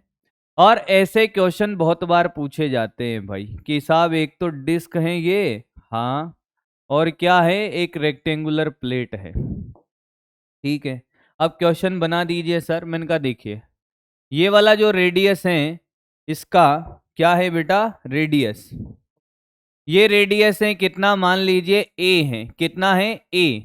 हाँ, और ये भी a है। हाँ, इसका मास है साहब 2m और इसका मास है कितना? m। आपसे कहा है कि साहब इसका ये सेंटर है यहाँ पे, ये सेंटर ऑफ मास इसका यहाँ होगा, यहाँ पे 0,0 मानते हुए। क्या? आयताकार प्लेट यानी कि रेक्टेंगुलर जो प्लेट है, या स्क्वायर प्लेट ले लीजिए। क्या मैंने स्क्वायर ले लिया है इसको? नहीं सर। ये कितना है? ए है, तो ये तो 2a हो जाएगा। और ये कितना है? ये a ही लिया है आपने सर, बहुत बढ़िया, कोई बात नहीं। दो रेक्टेंगुलर प्लेट है। रेक्टेंगुलर प्लेट का सेंटर ऑफ मास को ओरिजिन कंसीडर करते हुए आप क्या बताइए? इस सिस्टम का सेंटर ऑफ मास फाइंड करिए। Find COM of this system.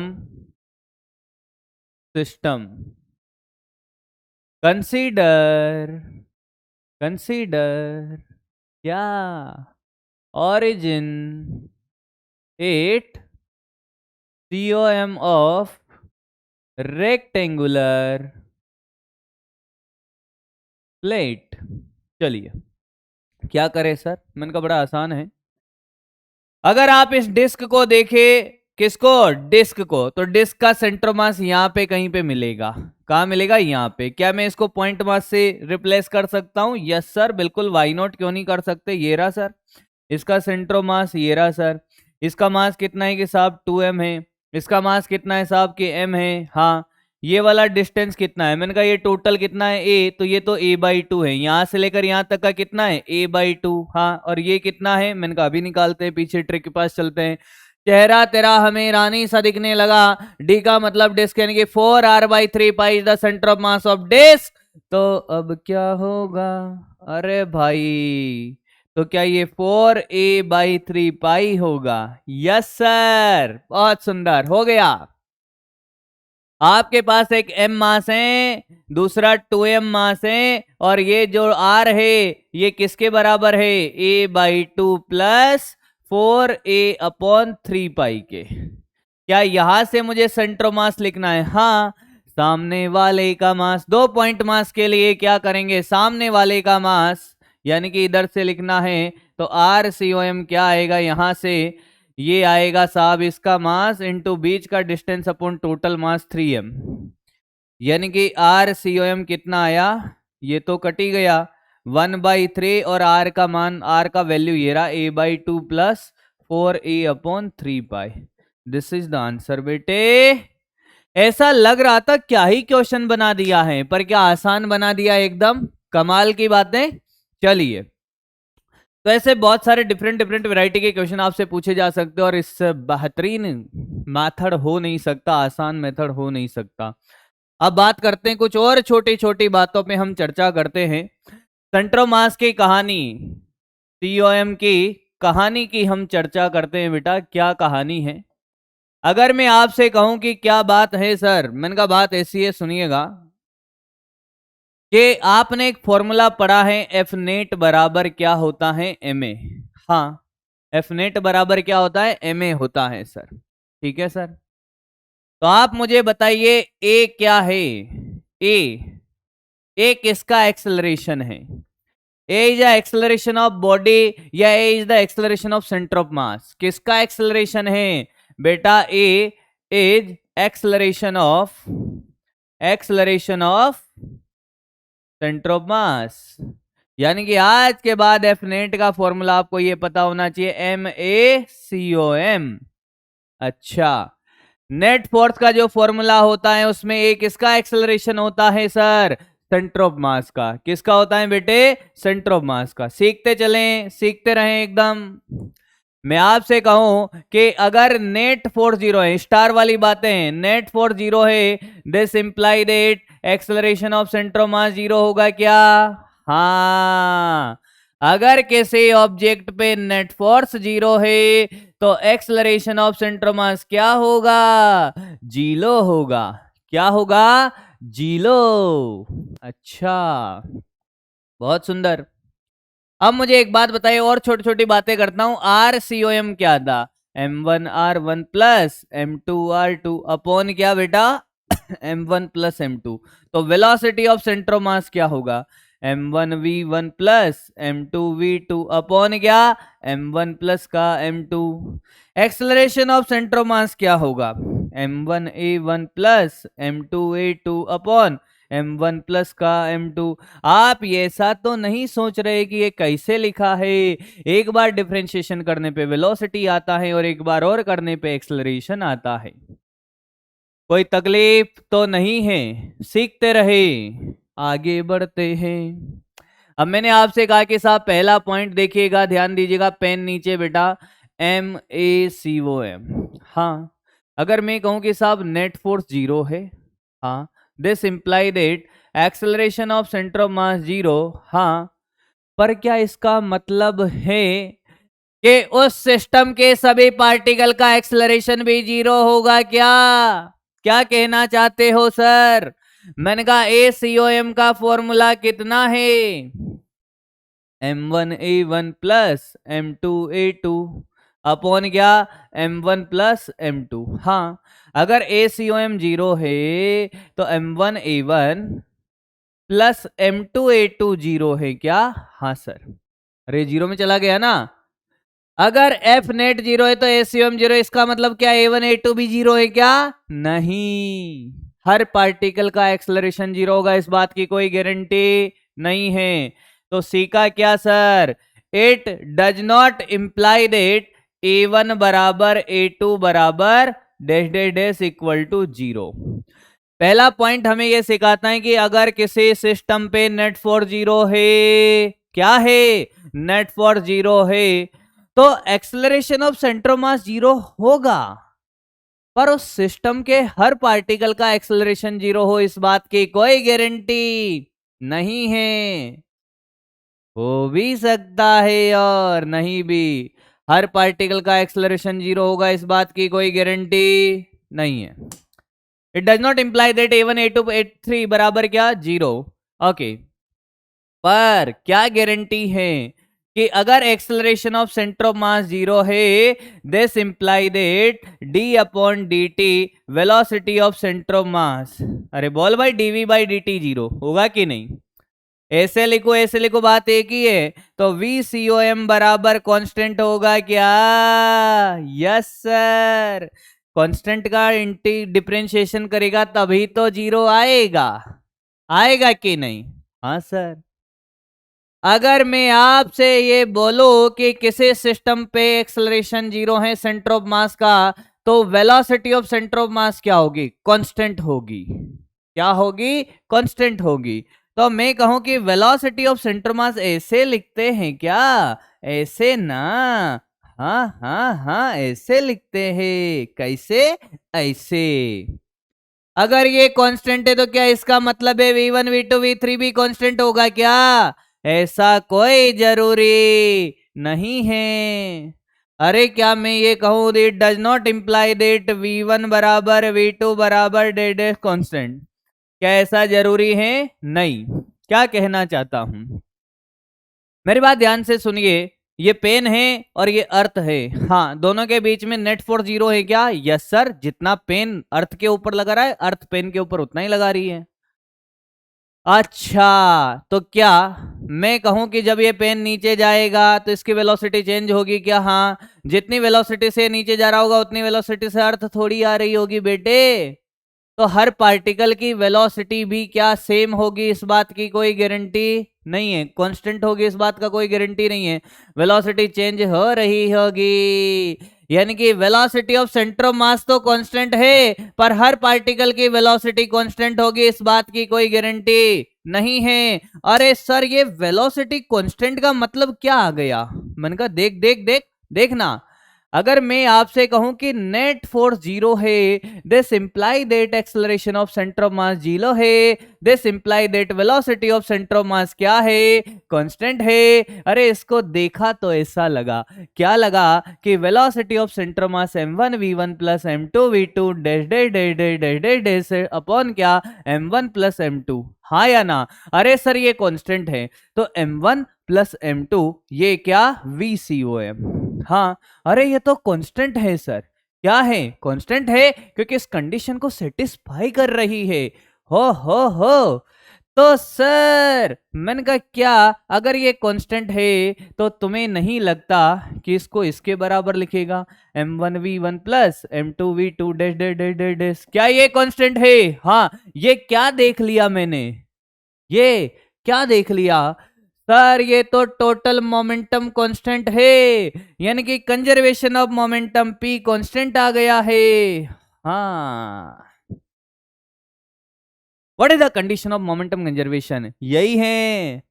आपको कभी भी लगे कि साहब हमें मोमेंटम कंजर्व करना है या नहीं करना है, तो कब लगेगा? आपको चेक करना पड़ेगा कि उस ऑब्जेक्ट पे, उस बॉडी पे, उस सिस्टम पे नेट फोर्स कितना है भाई? जीरो है। तो मोमेंटम कंजर्व है, नहीं तो नहीं है। यानी कि P इनिशियल बराबर P फाइनल, P इनिशियल बराबर P final. Conservation of momentum के जो एप्लीकेशन है वो कौन कौन से हैं? रिकॉइल वेलोसिटी ऑफ बुलेट या गन की रिकॉइल वेलोसिटी, बंदूक से गोली चली, गोली आगे गई और बंदूक पीछे गई। Yes. Explosion of bomb is also application of momentum conservation, yes. और कोलिजन भी मोमेंटम कंजर्वेशन का ही एग्जाम्पल है। तो देर आर 3 टॉपिक या 3 एप्लीकेशन ऑफ मोमेंटम कंजर्वेशन जो हम पढ़ेंगे, पर उससे पहले कुछ और बातें। अच्छा, क्या बातें सर?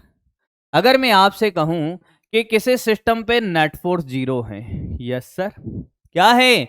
नेट फोर्स 0 है, तो क्या एक्सेलरेशन ऑफ सेंटर ऑफ मास कितना होगा? 0। और velocity of centre of mass क्या होगा? कांस्टेंट। कांस्टेंट का मतलब 0 हो सकती है, यस। आपसे कहूं ये 2 kg है, हाँ ये 3 kg है, इनके बीच में म्यूचुअल अट्रैक्शन ग्रेविटेशन फोर्स लग रहा है, क्या ये इनिशियली रेस्ट पर है? हाँ, ये भी इनिशियली रेस्ट पे है। इसकी वेलोसिटी v1 कितनी है? 0 है। u1 कितनी है? 0 है। u2 कितनी है? 0 है। अगर u1 u2 0 है, रेस्ट पर है, तो वेलोसिटी ऑफ सेंटर ऑफ मास कितना है? 0 है। क्या नेट फोर्स 0 है? हाँ। एक्सेलरेशन ऑफ सेंटर ऑफ मास 0 है। और हर ऑब्जेक्ट के यानी कि v1 बराबर v2 बराबर v3 इनिशियल क्या है? 0 है। तो वेलोसिटी ऑफ सेंटर ऑफ मास भी क्या 0 आएगा? हाँ। अब बाद में क्या होगा? ये अट्रैक्शन की वजह से पास आ रहे होंगे तो वेलोसिटी बढ़ रही होगी, हाँ, पर सेंटर ऑफ मास अभी भी क्या होगा? रेस्ट में होगा, क्योंकि दिस इज द कंडीशन, क्या कि वेलोसिटी ऑफ सेंटर ऑफ मास हमेशा कांस्टेंट रहेगा। अगर वो पहले 0 है तो बाद में भी क्या रहेगी? 0। तो ये क्या रहेगा? कांस्टेंट। इसका मतलब सेंटर ऑफ मास कैसा रहेगा? रेस्ट में। कैसा रहेगा? Centre of mass is always at rest. आपसे कोई कहे कि साहब सेंटर ऑफ मास रेस्ट में रहेगा तो उसका कंडीशन क्या होगा? कैसे चेक करें? यही है, सबसे पहले नेट फोर्स 0 चेक करें, फिर initial velocity of every object of this system is 0, तो सेंटर ऑफ मास का वेलोसिटी 0, तो सेंटर ऑफ मास बाद में भी क्या रहेगा? रेस्ट में। इसके बहुत सारे क्वेश्चन आप देखते हो कि एक बालक है जो लकड़ी के तख्ते पे चल रहा है, तख्ता कहां जाता है पीछे, बालक कहां जाता है आगे। ऐसे क्वेश्चन देखें, कैसे कैसे कैसे, ऐसे देखना देखना, ऐसे वाले देख बेटे, बहुत चमत्कारी बनाना, थोड़ा सा अच्छा बनाते हैं। ये देखो, ये जो प्लैंक है, इस प्लैंक पे एक बालक है। कौन है? बालक। बालक है हमारा प्यारा सा 30 किलो का, 30 kg का बालक है। प्लैंक है 20 kg का, फ्रिक्शनलेस सरफेस पे रखा हुआ है। अच्छा, बालक, प्लैंक कितना? 10 मीटर लंबा है। हाँ, बालक को ए से बी जाना है। बालक प्लैंक में चलता है ए से बी। अगर बालक आगे जाएगा तो प्लैंक पीछे जाएगा क्या? जाएगा कि नहीं जाएगा? सर हमें कैसे पता? तुम्हें पता चलेगा भाई, नहीं पता तो देखो, प्लैंक है हमारे पास। ओहो, ये तो वो फ्रिक्शनलेस प्लैंक है भाई। इसमें मैं आगे चलूंगा ये तो पीछे चल ही नहीं रहा, ऐसे चलेगा, ऐसे। देखो देखो देखो देखो देखो, नहीं चला। देखना देखना, मैं कहा जा रहा हूं इसमें। ये बालक, बालक चला ऐसे, फिर इसने आगे का पैर, क्या प्लैंक पीछे किसका है? देखो, ओहो, देखो देखो देखो, क्या प्लैंक पीछे जा रहा है? हाँ या ना? मैं चल रहा हूं आगे, प्लैंक चल रहा है पीछे। बोल हाँ या ना? हाँ। आपसे यही पूछा है कि व्हेन बालक move from A to B find the displacement of plank. क्या क्वेश्चन है? व्हेन बालक move from A to B, A to B, find displacement of plank. क्या बेटे? प्लैंक का डिस्प्लेसमेंट पूछा है। क्या करे भाई? मैंने कहा देखिए जी, डायग्राम बना लीजिए, थोड़ा अलग कलर से बना लेंगे। मैंने कहा हाँ। अगर मान लो प्लैंक नहीं चलता पीछे तो बालक को कितना चलना पड़ता? 10 मीटर। प्लैंक चल गया भाई पीछे, तो देख इधर, प्लैंक को पीछे चला लो, ये लो भाई, ये ग्रीन कलर में प्लैंक बना लिया, बालक भी ग्रीन कलर का हो जाएगा अपना। और ये बालक अब यहां से यहां आ गया। अगर प्लैंक नहीं चलता तो बालक को 10 मीटर चलना पड़ता। प्लैंक कितना चल गया साहब? एक्स चल गया। कितना चल गया? एक्स चल गया। हाँ, तो कितना चलना पड़ा होगा बालक को आगे? बालक को सर पहले 10 चलना पड़ता, अब 10 माइनस एक्स चलना पड़ा होगा। आया क्या? हाँ सर। क्या हम ये जानते हैं कि नेट फोर्स 0 है कि नहीं है? है। बालक प्लैंक के ऊपर खड़ा है, सुनिएगा क्वेश्चन का तरीका। बालक के ऊपर नॉर्मल नीचे, एमजी नीचे, नॉर्मल ऊपर एमजी नीचे, नेट फोर्स 0। इनिशियली दोनों रेस्ट पे थे, हाँ, तो सेंटर मास कहाँ है? रेस्ट पे। तो हम ये जानते हैं डी आर बराबर m1 dr1 plus m2 dr2 upon क्या? m1 plus m2। Centre mass rest पे है, VCOM 0 है, COM इज एट रेस्ट। हाँ, तो dr तो 0 हो गया।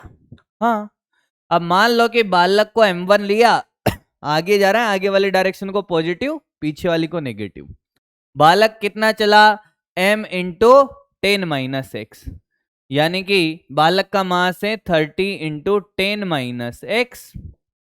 प्लैंक कहाँ चला? पीछे, तो माइनस 20 इंटू एक्स अपॉन कितना? 50। नहीं आया? वापस से देख, बालक कितना चला आगे? m1 x1 कितना चला? m into 10 minus X. Plank पीछे चला m2 x2 कितना चला?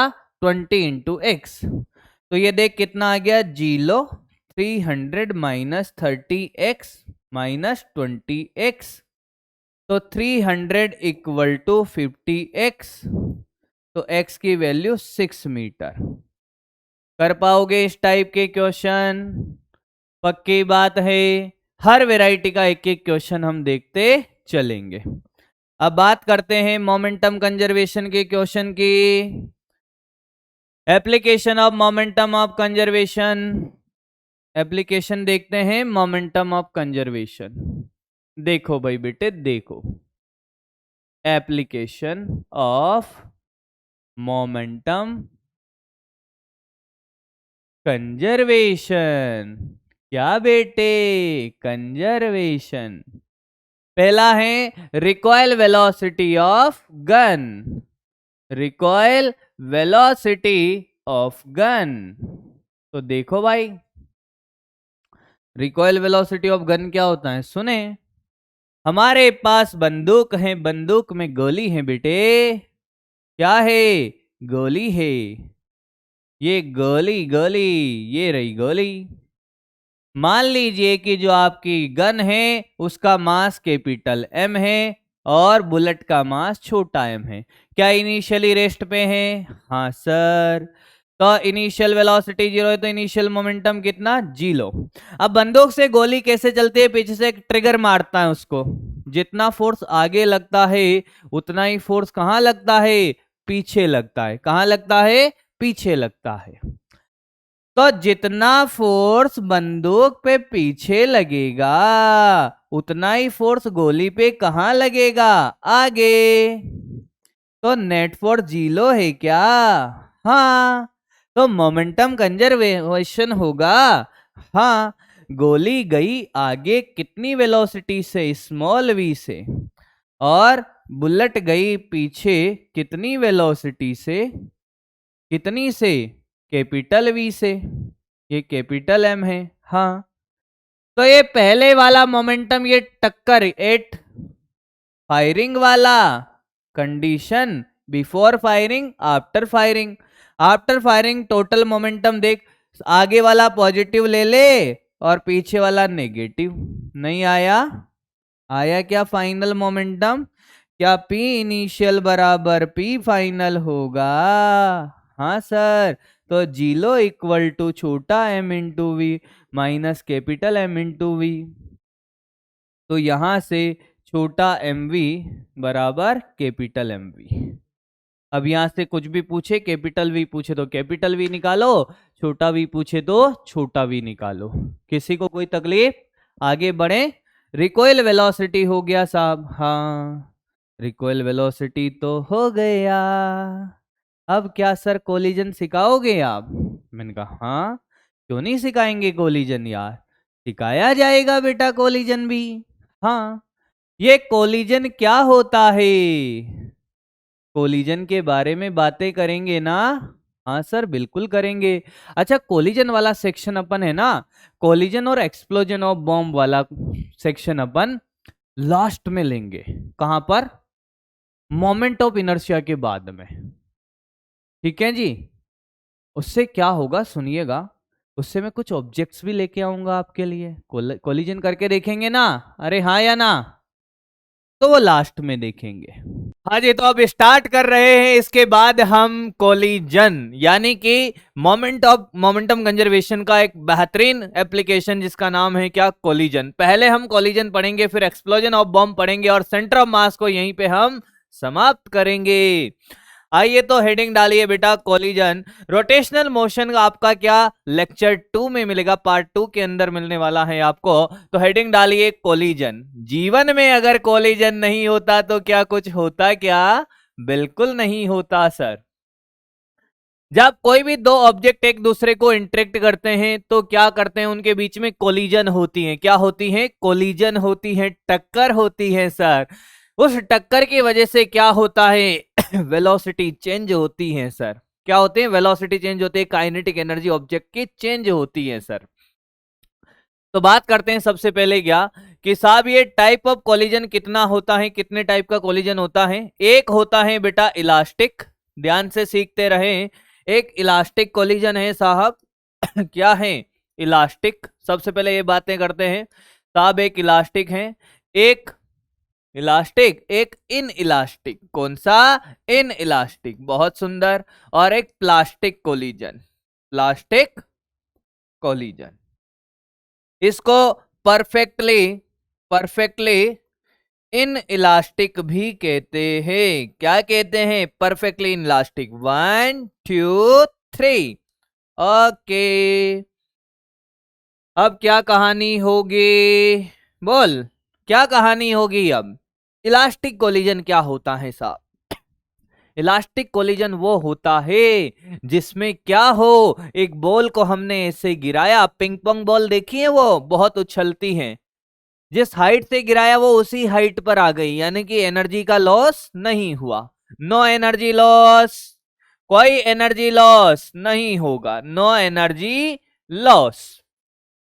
अच्छा, इन इलास्टिक में क्या होगा हमने किसी बॉल को गिराया, जितनी हाइट से गिराया उतनी हाइट पे नहीं आई, तो एनर्जी लॉस होता है, एनर्जी लॉस होता है, इसमें भी एनर्जी लॉस होता है।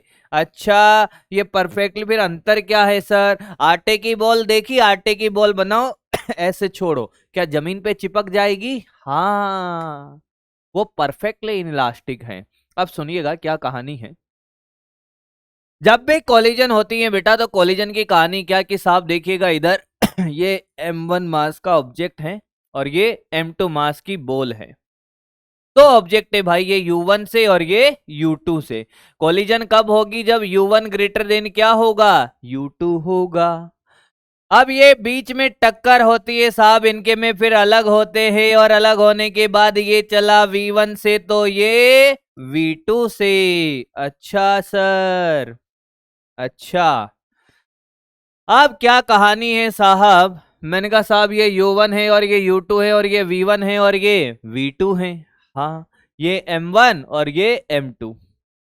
अब बात मैं आपसे कहूं कि साहब जब भी टक्कर होगी तो नॉर्मल इधर लगेगा, इसमें नॉर्मल इधर लगेगा। एक्चुअली टक्कर के दौरान, कोलिजन के दौरान होता क्या है, पास आते हैं फिर टकराते हैं और दूर चले जाते हैं। हाँ सर, तो ये डिफॉर्म करती हैं बॉडी को।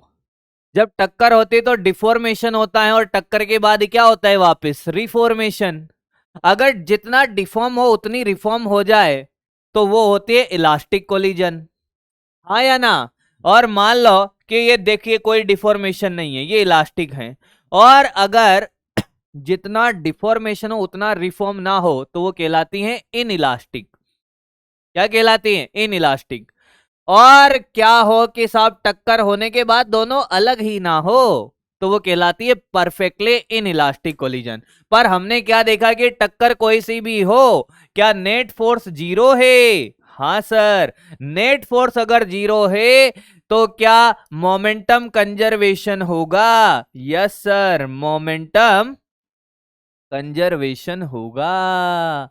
यानी कि पहला कॉन्सेप्ट है बेटे क्या? Conservation of momentum. कॉलिजन कोई सी भी हो आपको ये पता होना चाहिए कि सभी कॉलिजन में मोमेंटम कंजर्व है। क्या है? मोमेंटम कंजर्व है।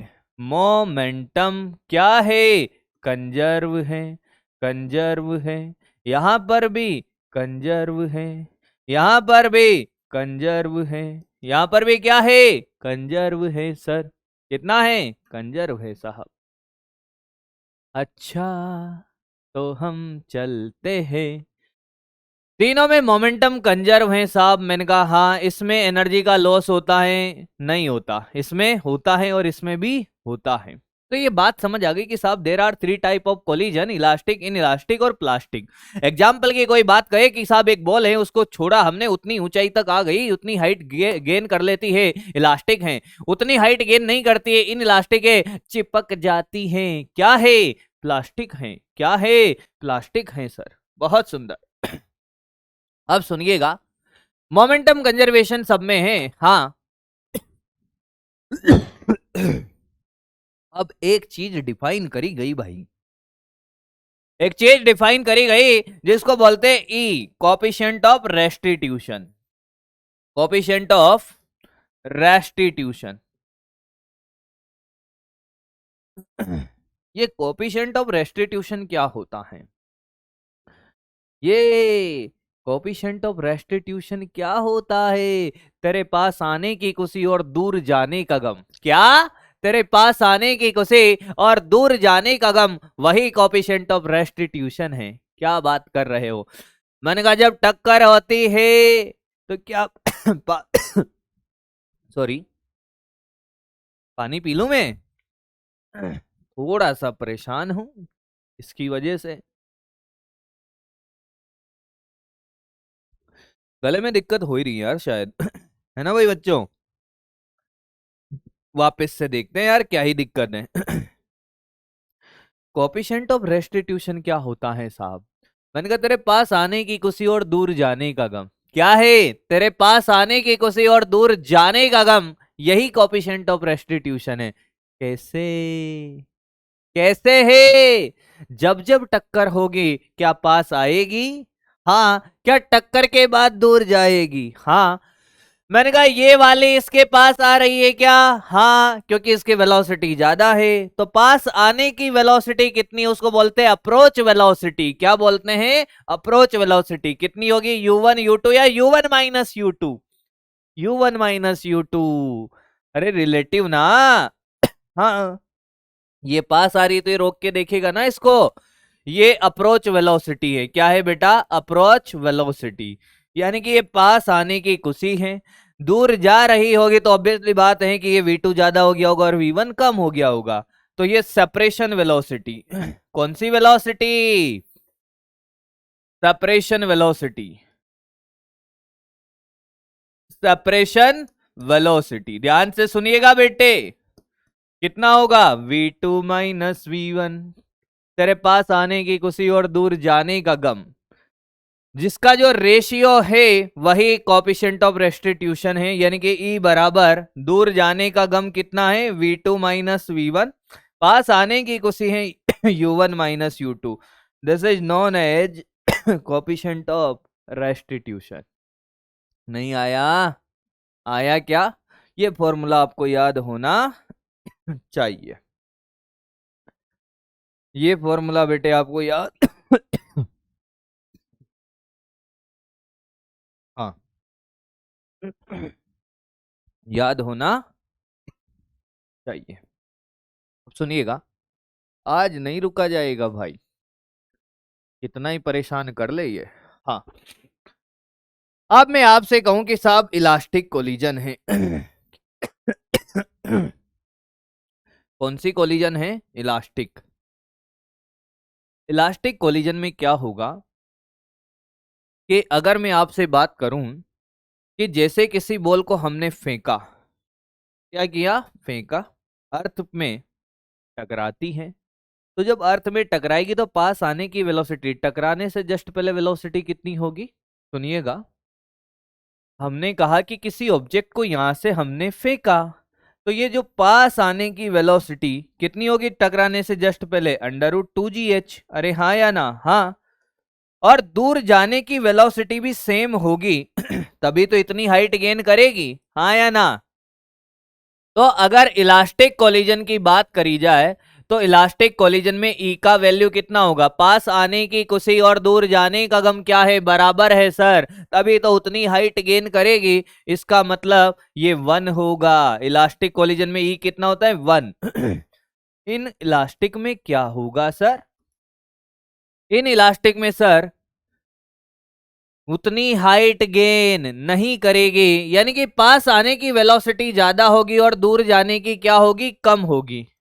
पास आने की वेलोसिटी तो ज्यादा होगी पर टक्कर के बाद वेलोसिटी कम हो जाएगी, तभी तो ऊपर तक नहीं जा पाएगी, यानी कि ये <<1 हो जाएगा क्या? हाँ सर, इन इलास्टिक कोलिजन में ई का वैल्यू <<1 होता है ये वेलोसिटी ज्यादा होगी, ये कम होगी, ये दूर जाने की कुछ ये ऊपर आता है। सर दूर जाने का गम है, हाँ, ये पास आने की कुशी है। प्लास्टिक की बात कर लो सर, मैंने कहा प्लास्टिक में तो दोनों चिपक जाती हैं और चिपकने पे तो कोई दूर जाने का गम है ही नहीं, तो जी लो, ये भी आपको याद रखना है आगे बढ़ते हैं भाई। अब दूसरा क्या याद रखना है कि साहब फॉर्मूला क्या कि V2 minus V1 upon U1 minus U2। याद तक मुझे नहीं लगता कि आपको कोई तकलीफ होनी चाहिए। अब इस पे क्वेश्चन हम करते हैं, देखिएगा कि क्या क्वेश्चन है सर मैंने कहा एक ट्रक है जो मैं बना रहा हूं आपके लिए, ये ट्रक है भाई, ठीक है सर, ऐसा ट्रक होता है? मैंने कहा हाँ। ये हाँ, और ये ट्रक है, जा रहा है आगे इधर कहाँ जा रहा है? इधर। कितनी वेलोसिटी से? 10 मीटर पर सेकंड से। एक बॉल है टेनिस की जो 20 मीटर पर सेकंड से आती है, इसमें क्या टक्कर होगी? हाँ। क्या टक्कर होगी? हाँ, ये ट्रक है। हाँ, और इनमें कोएफिशिएंट ऑफ रेस्टिट्यूशन 1/2 है। टक्कर के पश्चात वेलोसिटी ऑफ बॉल क्या बताना है? Velocity of ball after collision. क्या बेटे? आफ्टर कोलिजन बताना है बॉल का वेलोसिटी। तो हम क्या जानते हैं सर? U1 किसको ले और U2 किसको ले मैंने कहा किसी को भी ले लो। तो देखिए U1 ये रहा हमारे पास 20 और U2 कितना है भाई? U2 है सर 10। बाद में क्या होगा कि साहब ये बॉल है, हाँ, और ये ट्रक है, हाँ। क्या ट्रक की वेलोसिटी चेंज होगी क्या बॉल के टकराने से? नहीं। तो क्या ये V2 होगा? हाँ। क्या V1 निकालना है? Yes sir. क्या निकालना है? V1 निकालना है। फॉर्मूला लगाए हमने V2 minus V1 upon U1 minus U2। क्या वेलोसिटी वेक्टर क्वांटिटी है? हाँ, तो वैल्यू कैसे रखी जाएगी? साइन के साथ। किसके साथ बेटे? साइन के साथ। तो रखो भाई साइन के साथ। ई का वैल्यू कितना? 1/2 है। V2 कितना है? 10 है। V1 निकालना है। U1 कितना है? 20 है। U2 कितना है? 10 है बताइए 10/2 आ गया क्या? 10/2 बराबर 10 माइनस V1। तो क्या ये 5 इक्वल टू 10 माइनस V1 है? तो V1 कितना आया? 5। कोई दिक्कत? अरे हाँ या ना बोल दीजिए। आया है। एक और देखिए एक दीवाल है, क्या है? एक वॉल है, वॉल। देखिएगा, देखो तो, ये वॉल भाई इधर आ रही है 10 मीटर पर सेकंड से। और ये बॉल है जो इधर आ रही है 2 मीटर, 2 क्यों 5 ले लो यार, 5 मीटर पर सेकंड से। अब वॉल क्यों बोला भाई इसको, क्योंकि वॉल की वेलोसिटी में कोई चेंज नहीं होगा। ई का वैल्यू दे रखा है 1/4। क्वेश्चन अभी भी वही, velocity of ball, velocity of ball after collision, after collision. चलिए भाई, क्या किया जाए रे? अरे सर बड़ा आसान है। क्या आप अपोजिट डायरेक्शन में जा रहे हैं? हाँ, तो क्या मुझे एक डायरेक्शन पॉजिटिव लेनी पड़ेगी? आपने कहा कि सर ये पॉजिटिव ले लो और ये नेगेटिव।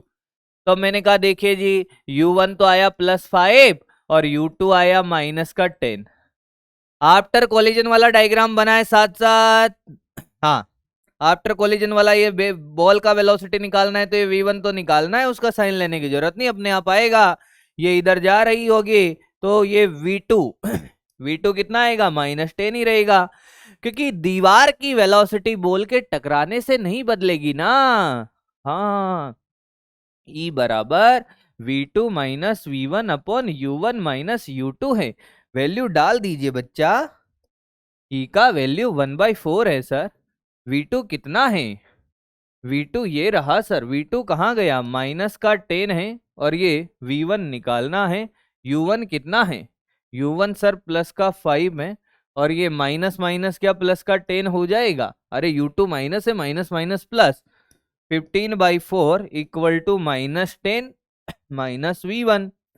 तो v1 माइनस का कितना आया? 15/4 प्लस का 10, 40 + 15 55/4, यानी कि v1 आया हमारा -55/4। कोनो तकलीफ है, परेशानी है तो बोले, समझ गए हो? सर आपने अभी तक जो क्वेश्चन कराए हैं कोलिजन के, हाँ वो कैसे क्वेश्चन है सर? मैंने कहा वो ऐसे क्वेश्चन है बेटा, सुनिएगा। कैसे क्वेश्चन है? जिनमें एक ऑब्जेक्ट की ही वेलोसिटी निकालनी होती है, क्योंकि हम एक ही फॉर्मूला लगा रहे हैं, और एक की वेलोसिटी वही रहती है आफ्टर कोलिजन भी। मैंने कहा हाँ। तो सर अगर दोनों की वेलोसिटी चेंज हो रही हो तो? मैंने कहा आओ ना करते हैं, आओ ना करते हैं। मैंने कहा ये m1 है और u1 से जा रहा है, और ये m2 है सर और ये u2 से जा रहा है। Yes sir. After collision, collision हुआ, इसका वेलोसिटी कितना आया? v1 आया है, और इसका वेलोसिटी v2 आया है। बहुत सुंदर। टक्कर कौन सी है सर? मैंने कहा कोएफिशिएंट ऑफ रेस्टिट्यूशन E दे रखा है। तो सुनिएगा, प्रारंभिक संवेग क्या m1 u1 plus m2 u2 है? हाँ सर। एक तो संवेग संरक्षण आप लगाओगे, ठीक है सर। ये प्रारंभिक संवेग। अंतिम संवेग कितना है कि साहब m1 v1 plus m2 v2। बहुत सुंदर। ये अंतिम संवेग। लिख दूं क्या? लिख दो सर।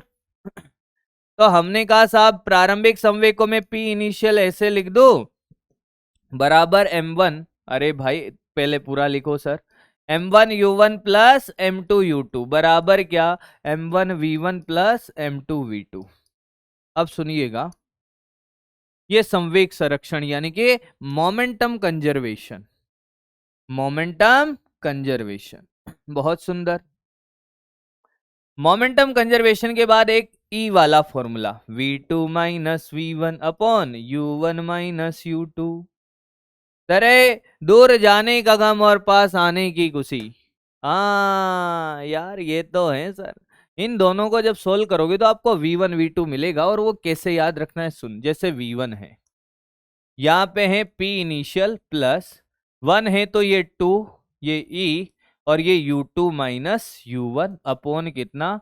m1 plus m2। देखता रे, देख फॉर्मूला कैसे याद करते। इनिशियल मोमेंटम कोलिजन के पहले वाला है तो वो हमेशा v1 v2 में सेम रहेगा। 1 है तो 2, 2 माइनस 1। अगर 2 निकालते v2 तो p इनिशियल हाँ प्लस 2 है तो ये m1 e, और 1 माइनस 2 अपॉन क्या, टोटल मास दोनों में सेम। ये फॉर्मूले याद कर लो, कोलिजन के सारे क्वेश्चन हो जाएंगे। एक अच्छे बच्चे को ये दोनों फॉर्मूले याद होते हैं। आ जाओ फिर करते हैं सर क्वेश्चन, आपने बोल ही दिया तो लो भाई करो, लो भाई करो। कि देखो सर, मैंने कहा एक बॉल है ऐसे 2 kg का, हाँ, इधर जा रहा है 5 मीटर पर सेकंड से, ठीक है सर। और एक बॉल है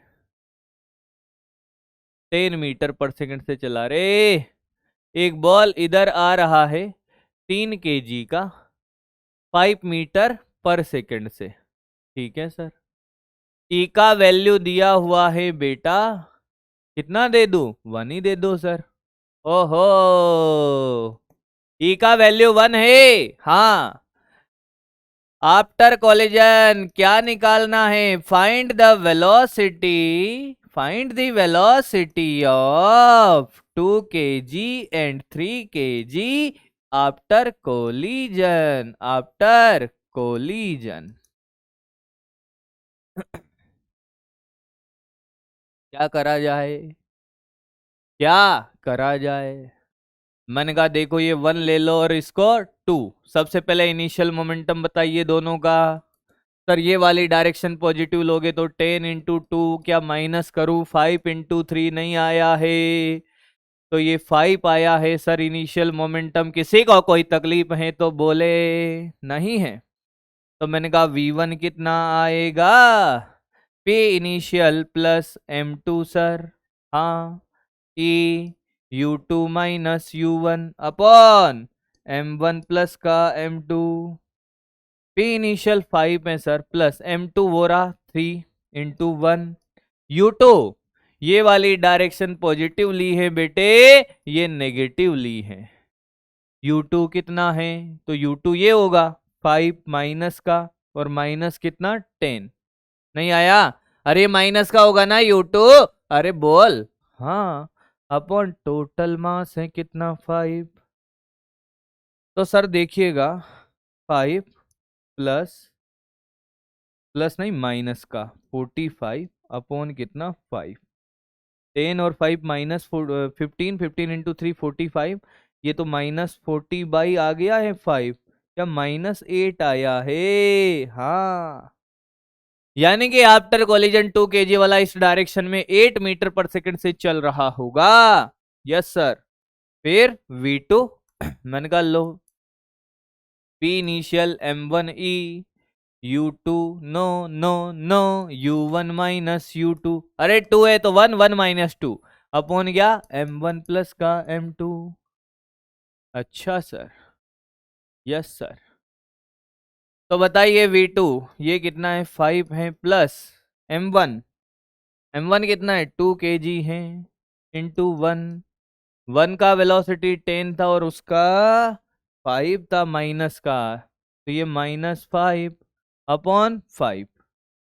तो देखिएगा 5 + 2 × 15 अपॉन कितना 5, 35/5, 7 मीटर पर सेकंड प्लस में।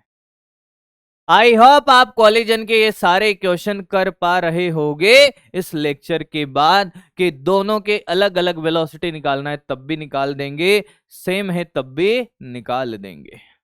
आओ फिर आगे बढ़ते हैं, आओ फिर आगे बढ़ते हैं। हाँ, अब इतनी सारी बात होने के बाद हमने कहा कि एक्सप्लोजन ऑफ बॉम्ब को क्यों छोड़ा जाए, एक्सप्लोजन ऑफ बॉम्ब को क्यों छोड़ा जाए। ये बॉम्ब का फूटना क्या है सर, कौन सी बड़ी बात हो गई है ये।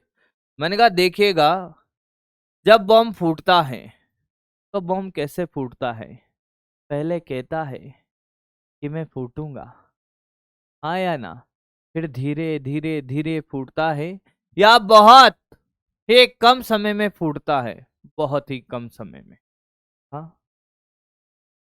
और कौन फोड़ता है बॉम्ब को, क्या हथौड़ा मारना होता है क्या, ना, इंटरनल फोर्स। कोई भी बॉम्ब का जब एक्सप्लोजन होता है, मान लो ये बॉम्ब है साहब, तो इसके अंदर वाला जो फोर्स है जिसको हम इंटरनल फोर्स बोलेंगे, ये फोर्स लगाकर इसको फोड़ते हैं। तो नेट इंटरनल फोर्स क्या होता है? इंटरनल फोर्स नेट क्या होता है? 0। तो मोमेंटम क्या है बेटा? कंजर्व है। मोमेंटम क्या है? कंजर्व है। यही तो खेल है। बस हो गया। फिर क्या है?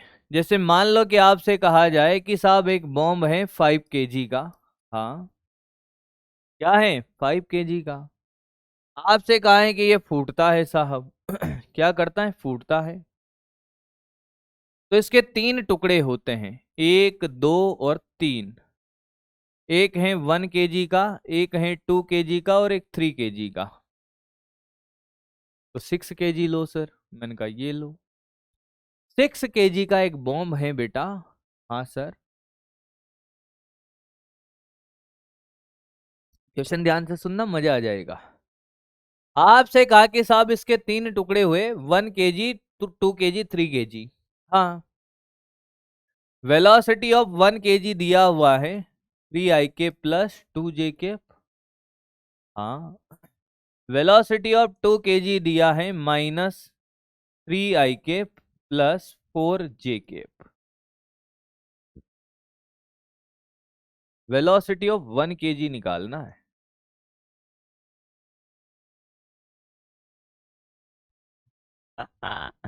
मजा आएगा बेटे।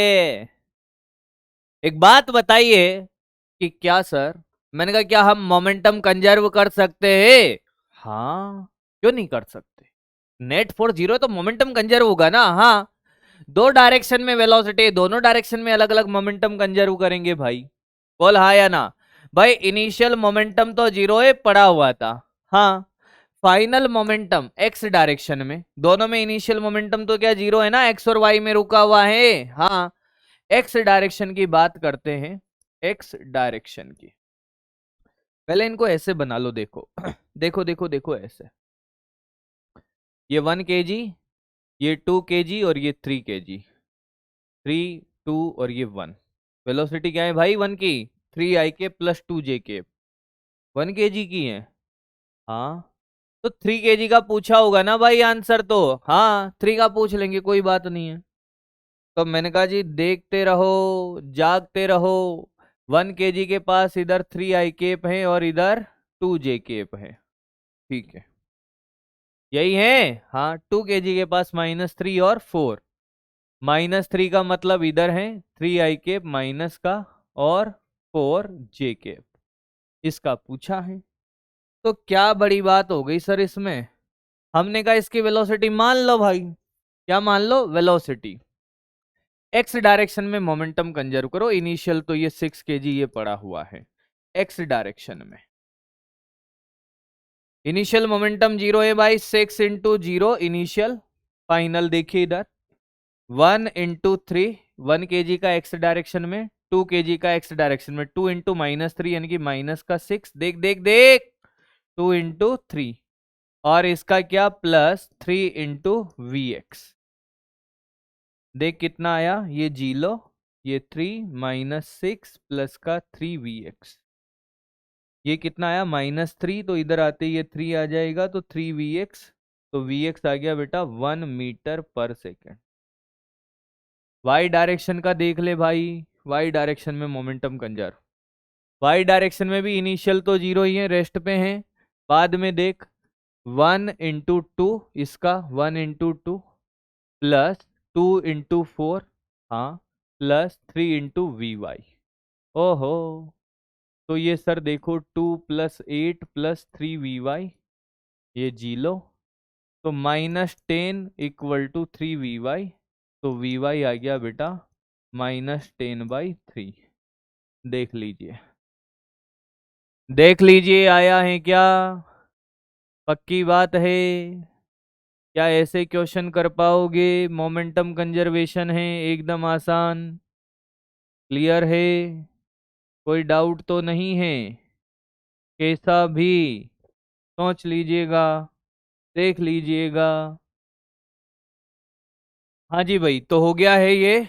तो ये explosion of bomb complete.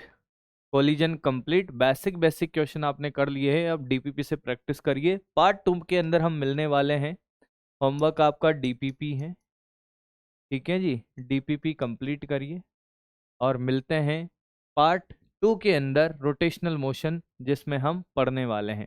Thank you so much, प्यार बनाए रखिएगा, बाय बाय।